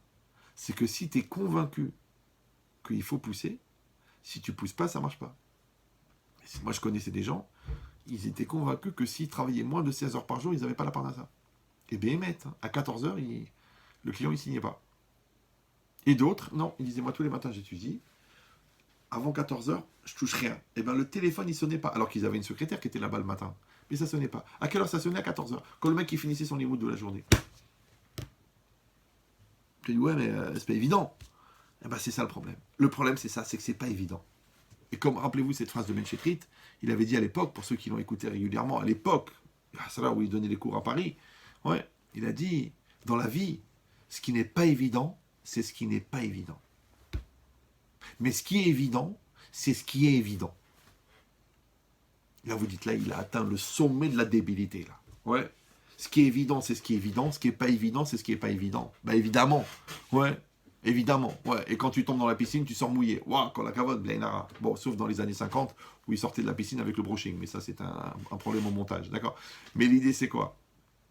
C'est que C'est qu'en fait, ça veut dire quoi? Ce qui est évident, c'est ce qui est évident. Ça veut dire que quand toi, c'est évident pour toi que la parnassa elle vient, c'est évident que ton fils il va s'en sortir, c'est évident que ta femme, c'est une femme bien. Quand c'est évident, alors c'est évident. C'est ce qui va se passer. Par contre, si pour toi, c'est pas évident, parce que tu dis, c'est pas évident, vous savez, j'ai pas tellement confiance dans mon fils, je crois que c'est un voyou, et puis j'ai pas tellement confiance dans la vie, parce que j'arrive pas, et j'ai pas tellement confiance dans les autres, parce que c'est tous des méchants, ouais, parce que t'es un peu parano. Eh ben, t'as raison que c'est pas évident. Donc, c'est toi qui rends l'évident évident, et le pas évident, pas évident. Donc, je te dis et je te répète, quand c'est évident, c'est évident. Quand c'est pas évident, c'est pas évident. Ça dépend de toi. C'est comme la parnassa. En vérité, de vous à moi, ouais, j'avais fait une conférence à l'époque, ça s'appelait la parnassa est-elle réellement un problème d'argent? C'est intéressant. C'est vrai. Parce que moi, j'ai remarqué, dans ma petite expérience de quelques milliers de milliardaires que j'ai côtoyés, c'est que souvent, les gens qui n'ont pas de problème d'argent n'ont pas de problème d'argent. Par contre, les gens qui ont des problèmes d'argent, c'est souvent des gens qui ont des problèmes d'argent. Raudon Colo, cousin de Marco Polo, ça veut dire celui qui a une relationnelle problématique, anxiogène, rhummatique avec l'argent, il a des problèmes d'argent. Mais celui qui est détente avec l'argent, ouais, parce que lui, il ne regarde pas la somme, il regarde le projet, il ne regarde pas les calculs, il gagne 100, 200 euros. Lui, il pense au centre commercial, il pense au projet de développement de la société de transport de containers. Tu dis, mais tu sais qu'on est en train de parler de 130 milliards de dollars par an. Le mec, il dit, mais je m'en fous, moi, je suis en train de parler de la stratégie, comment développer le lien avec les pays, comment faire signer les papiers, comment développer les bateaux. Lui, il pense au projet, et toi, tu penses à l'argent. Mais l'argent, il est petit. Le projet, il est grand. L'argent, il est électronique. Ouais, alors que, donc, il est éthéré, il est volonté, il est spirituel, le projet. Mais l'argent, il est matériel. Donc, comme il est matériel, il est petit. Et quand il est petit, il est mesquine. Et le mesquine attire le mesquine. J'ai déjà dit 1 million de fois que tous les ans, on fait les élections de Miss Univers et de Miss Monde. Mais le jour où on va faire les élections de mesquine, il y aura des candidats. Il y a beaucoup de mesquines. Combien des mesquines? Combien? Ouais. Mais le mesquine, il voit petit. Le mesquine, il taille le crayon. Parce qu'il veut le finir jusqu'à la fin. Le mesquine, il fume le mégot jusqu'à la mort. Le mesquine, tellement il a saucé le tagine, la céramique, elle est partie. Mais de quelle ville du Maroc tu viens? Donc ça veut dire quoi? Ça veut dire que vous avez compris qu'en fait, si t'es petit, tu vois petit, tu produis petit. Si t'es grand, tu vois grand. Ouais. Maintenant, qu'est-ce qui te limite de voir grand ou voir petit? Eh ben, tant pis, taronne. Donc la logique, c'est quoi? C'est qu'en fait, nous, on croit que la parnassa, ouais, c'est la ishtadlout de l'homme et c'est l'effort à fournir par l'homme. Mais peut-être que la parnassa, c'est un exercice pour acquérir le bitachon. Vous me suivez ou non? Donc, au lieu d'être un obstacle à recevoir, en vérité, peut-être que c'est le moyen de t'éduquer de qui tu reçois.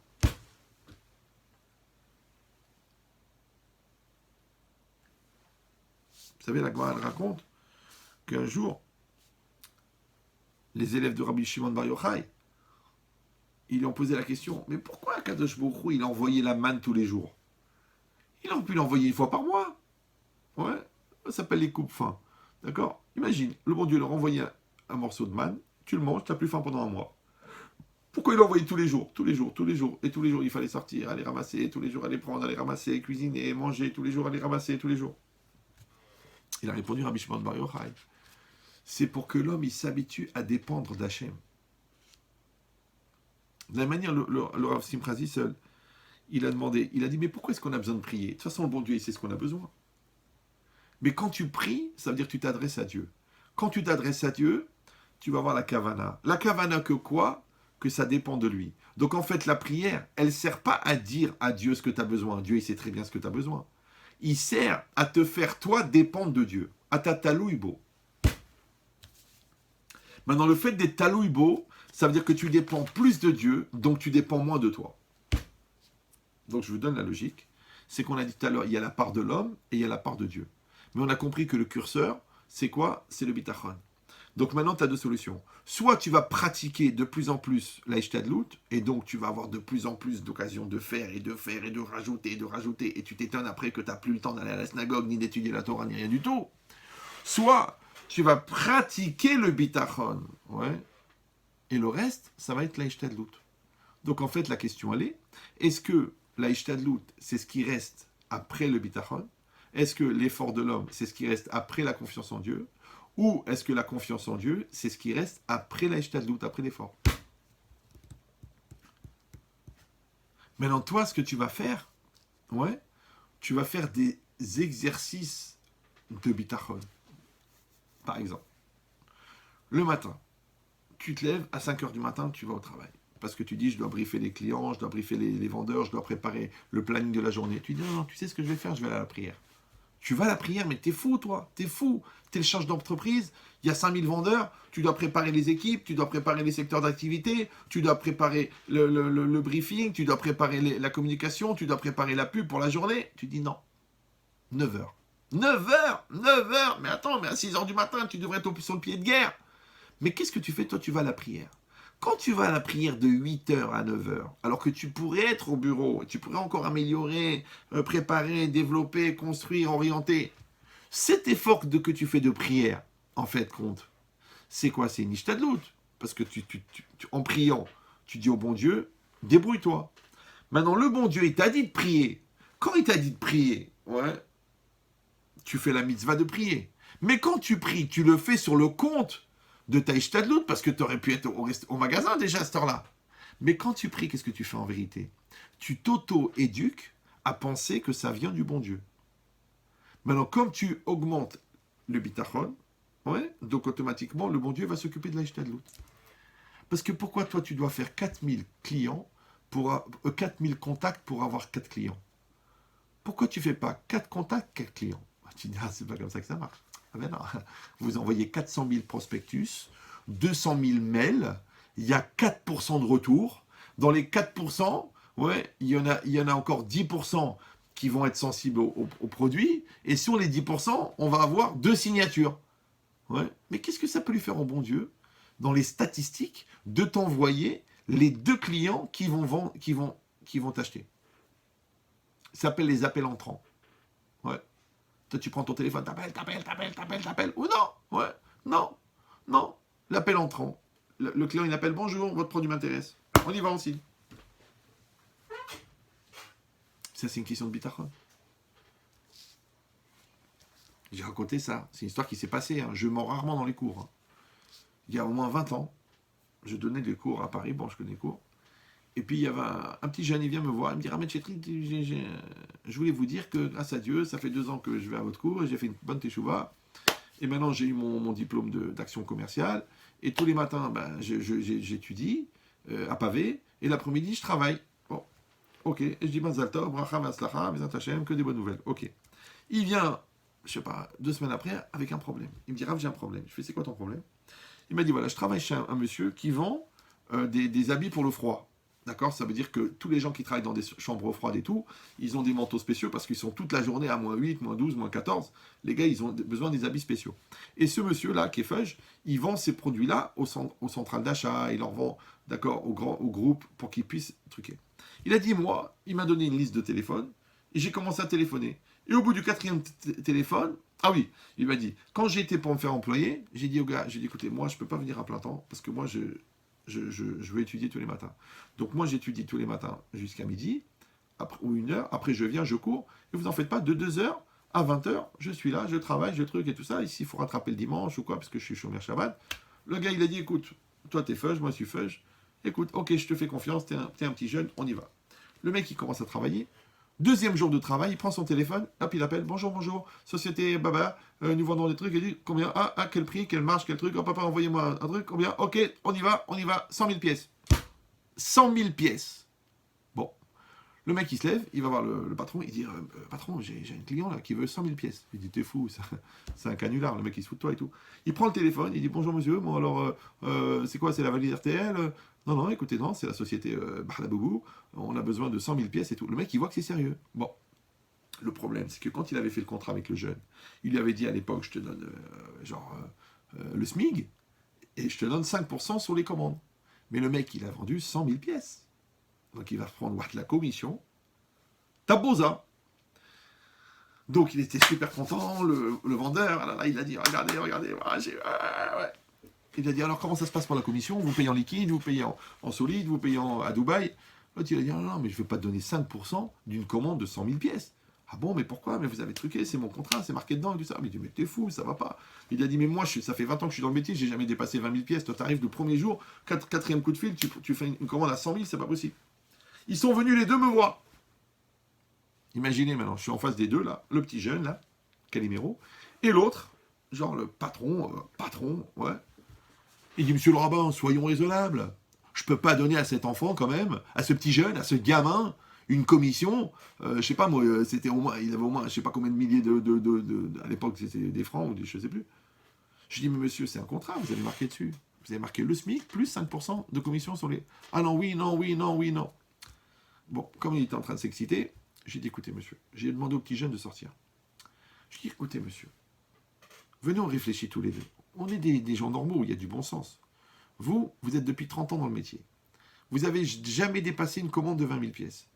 Le mec, il arrive, il vous dit, j'étudie la Torah le matin, je viens l'après-midi.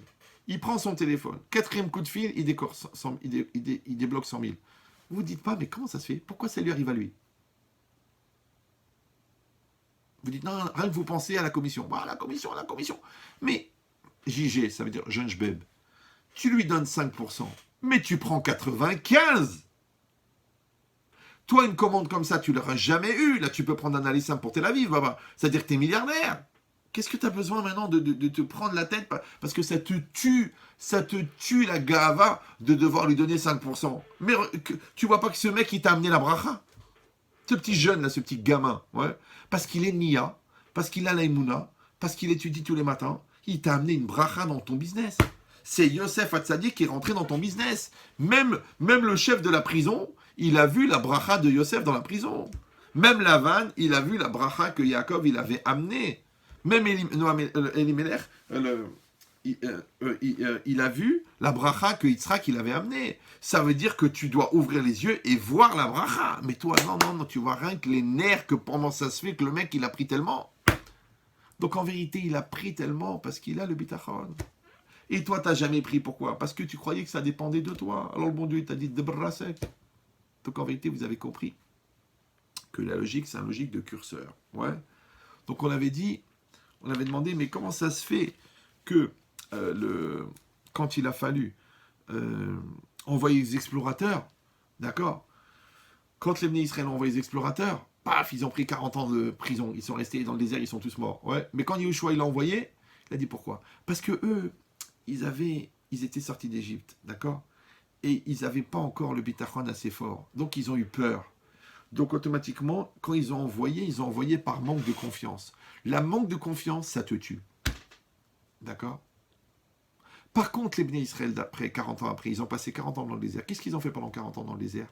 Ils ont fait des business, ils ont créé des villes. Non, ils ont étudié la Torah, fait les mitzvot, la Torah, les mitzvot. Donc en fait, ils ont fait des exercices de bitachon. L'exercice de bitachon, il a retenu une telle bitachon, ils avaient tellement confiance en Dieu, que quand ils ont envoyé les explorateurs, ils n'ont pas envoyé les explorateurs parce qu'ils avaient peur. Ils ont envoyé les explorateurs parce qu'il faut faire une shtadlout normale. Donc vous voyez, comme on a dit, le Ramban, il a dit, il faut envoyer des espions pour voir qu'est-ce qui se passe et qu'est-ce qui ne se passe pas. Et ça, c'est permis. C'est normal. Donc ça veut dire que quoi? Quand ils ont augmenté le bitachon, c'est-à-dire la confiance en Dieu, ils ont baissé la shtadlout. Donc à ce moment-là, c'est normal. D'accord? Yosef, on a dit comment ça se fait que Yosef, il a fait 2 ans de prison parce qu'il a dit 2 mots en plus? Il a dit oui, parce que toi, Yosef, tu es le fils de Yaakov Avinu. Yaakov Avinu, c'est le père d'Israël. Yaakov Avinu, son visage, il est gravé sur le trône céleste. Yaakov Avinu, il a un niveau de spiritualité extraordinaire. Et toi, son fils préféré, à qui il a enseigné toute la Torah, tu manques de confiance en Dieu? Toi, tu manques 2 ans de prison. Mais pas 2 ans de prison, t'es puni parce que t'as dit 2 mots. Non, ça veut dire que encore pendant 2 ans, il faut que tu travailles ton bitachon. Et quand il a travaillé son bitachon au maximum, à ce moment-là, Pharaon, il a rêvé les vaches grasses, les vaches maigres, il l'a convoqué et l'histoire, elle s'est ouverte. Donc ça veut dire qu'en vérité, le temps qu'Hachem te laisse, c'est un temps pour augmenter ton bitachon. Mais si toi, tu as confiance en Dieu, mais si toi, tu te sers de ce temps-là pour augmenter ton manque de bitachon, parce que tu fais encore ishtadlout, tu développes encore, tu développes, donc en fin de compte, tu t'occupes pas du bitachon, donc tu t'occupes de la ishtadlout. Si tu t'occupes de la ishtadlout, donc tu mets Dieu de côté, comme tu mets Dieu de côté, Dieu ne peut pas t'aider. Yaakov Avinu, c'est pareil. En vérité, Yaakov, on a dit pourquoi il a envoyé ses enfants en Égypte, parce que le Midrash il dit qu'ils avaient de quoi manger. Il a dit c'est pour limiter le miracle. Parce que si tout le monde entier est dans la famine et qu'eux ils ont besoin de rien, les gens ils vont dire attends mais comment ils vivent cela? Donc il a dit allez en Égypte, faites comme tout le monde, faites genre Ishtadlout, mais en vérité c'est une Ishtadlout pour cacher le miracle qu'ils n'avaient pas besoin de faire cet effort-là. D'accord? Et aussi, on a dit pour Yaakov Avinu. Pourquoi est-ce que Yaakov Avinu il a eu besoin de mettre les bâtons? Puisque de toute façon, les anges, ils ont mis le troupeau en face des bâtons. Donc de toute façon, c'était Minachamaïm que les moutons qui allaient naître, ils allaient naître blancs et marrons. Qu'est-ce qu'on a besoin des bâtons? Pourquoi? Parce que c'est vrai qu'Hachem, il va participer, et c'est sûr. Mais toi, tu dois faire ton effort à toi. Toi, tu dois faire le minimum. Pourquoi? De la Ishtadlout. Et si quelqu'un il va dire ah comment ça se fait que les moutons ils sont marrons et blancs? Ah tu dis j'ai mis des bâtons. Ah ouais c'est les bâtons, t'as raison, c'est les bâtons qui influencent le cerveau des brebis. C'est pour ça que les bébés, le bétail était en réalité c'est pour cacher le miracle. C'est-à-dire que la Ishtadlout des tzadikim c'est pour cacher le miracle. Mais la Ishtadlout des Rechaim c'est pour cacher l'intervention de Dieu. Parce qu'ils ne croient pas en Dieu, alors ils sont obligés de faire des efforts. Alors que le tzadik lui tellement il croit en Dieu que ce qu'il fait comme effort c'est pour cacher le miracle. C'est pour ça que Yaakov Avinu, il a mis les pierres qu'autour de la tête. Tu dis, mais ça sert à rien de mettre les pierres autour de la tête, baba, puisque les animaux, ils vont manger le reste. Mais ça, c'est pour nous. Pour nous, on doit mettre double barrière, fil barbelé, caméra de protection avec électrocution. Ouais.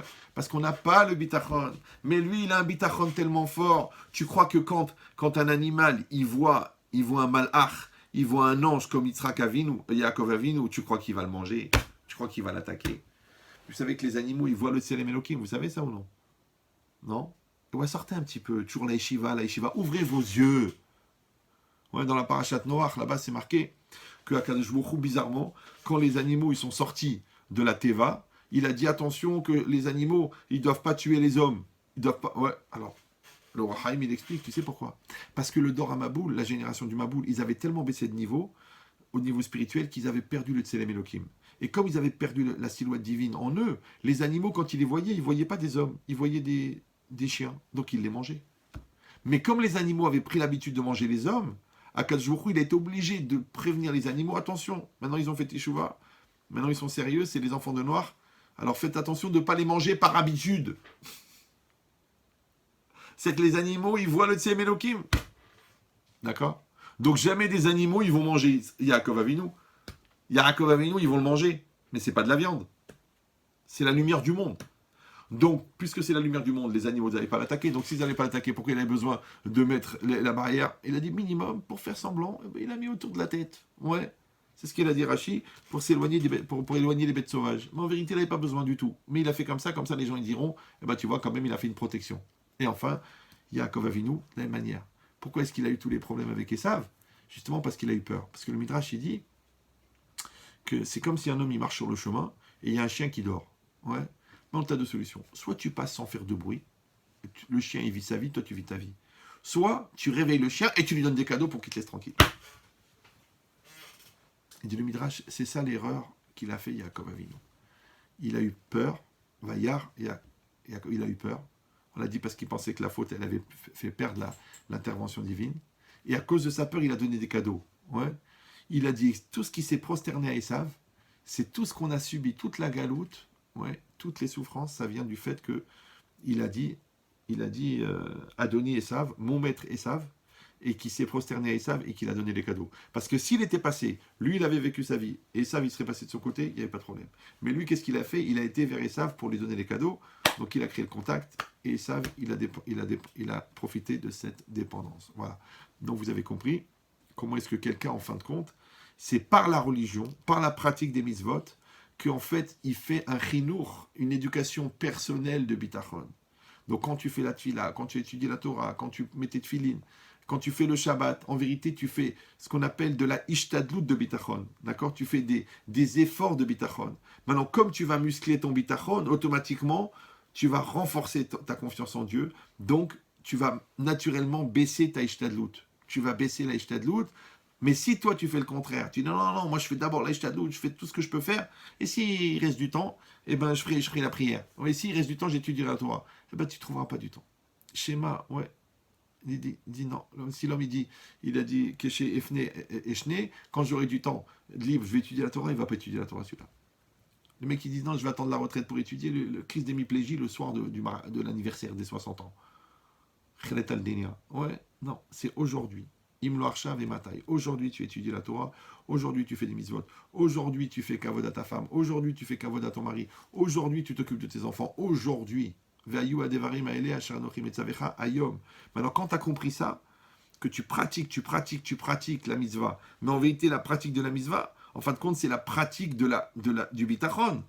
Donc, comme tu deviens Baal bitachon, toi-même tu détiens le bitachon, donc Akadosh Baruch Hu, il peut s'occuper de toi particulièrement et t'envoyer la hashgacha dont tu as besoin. Mais si tu fais l'inverse, tu pratiques la ishtadlout, eh ben, le bon Dieu il dit, puisque tu es tellement fort, débrouille-toi. Après, tu te plains du manque d'intervention de Dieu, alors qu'en vérité, c'est entre tes mains. D'accord? C'est comme si toi, on te dit, va parler à ta femme, va t'excuser. Tu dis, non, c'est pas à moi de faire ça, c'est pas à moi de faire cet effort. Eh bien, elle est partie. D'accord? Mais c'était là, elle était là. Ton mari, il est là. Vas-y, va lui parler, va le truquer. Non, j'ai pas envie de faire cet effort. Pourquoi c'est à moi de faire les efforts? Eh bien, crève. Je veux dire, réfléchis. D'accord? Eh bien, dans tout, c'est pareil. Tu vas vers les enfants. Tu vas vers ton mari. Tu vas vers Dieu. Tu vas vers le docteur. Tu vas. Si vraiment t'as peur, va faire les radios. Ah non, j'ai peur de ce qu'on va trouver dans les radios. Mais t'as pas compris que le cancer, il se développe. Si t'étais venu il y a 10 ans, il t'aurait dit c'était rien, on aurait enlevé, c'était un petit bouton. Mais maintenant t'as traîné. D'accord? Ah, tu dis oui, mais j'avais bitachon. Ah, si t'as bitachon, pourquoi t'avais peur? Alors t'as peur. Si t'as peur, va te faire soigner.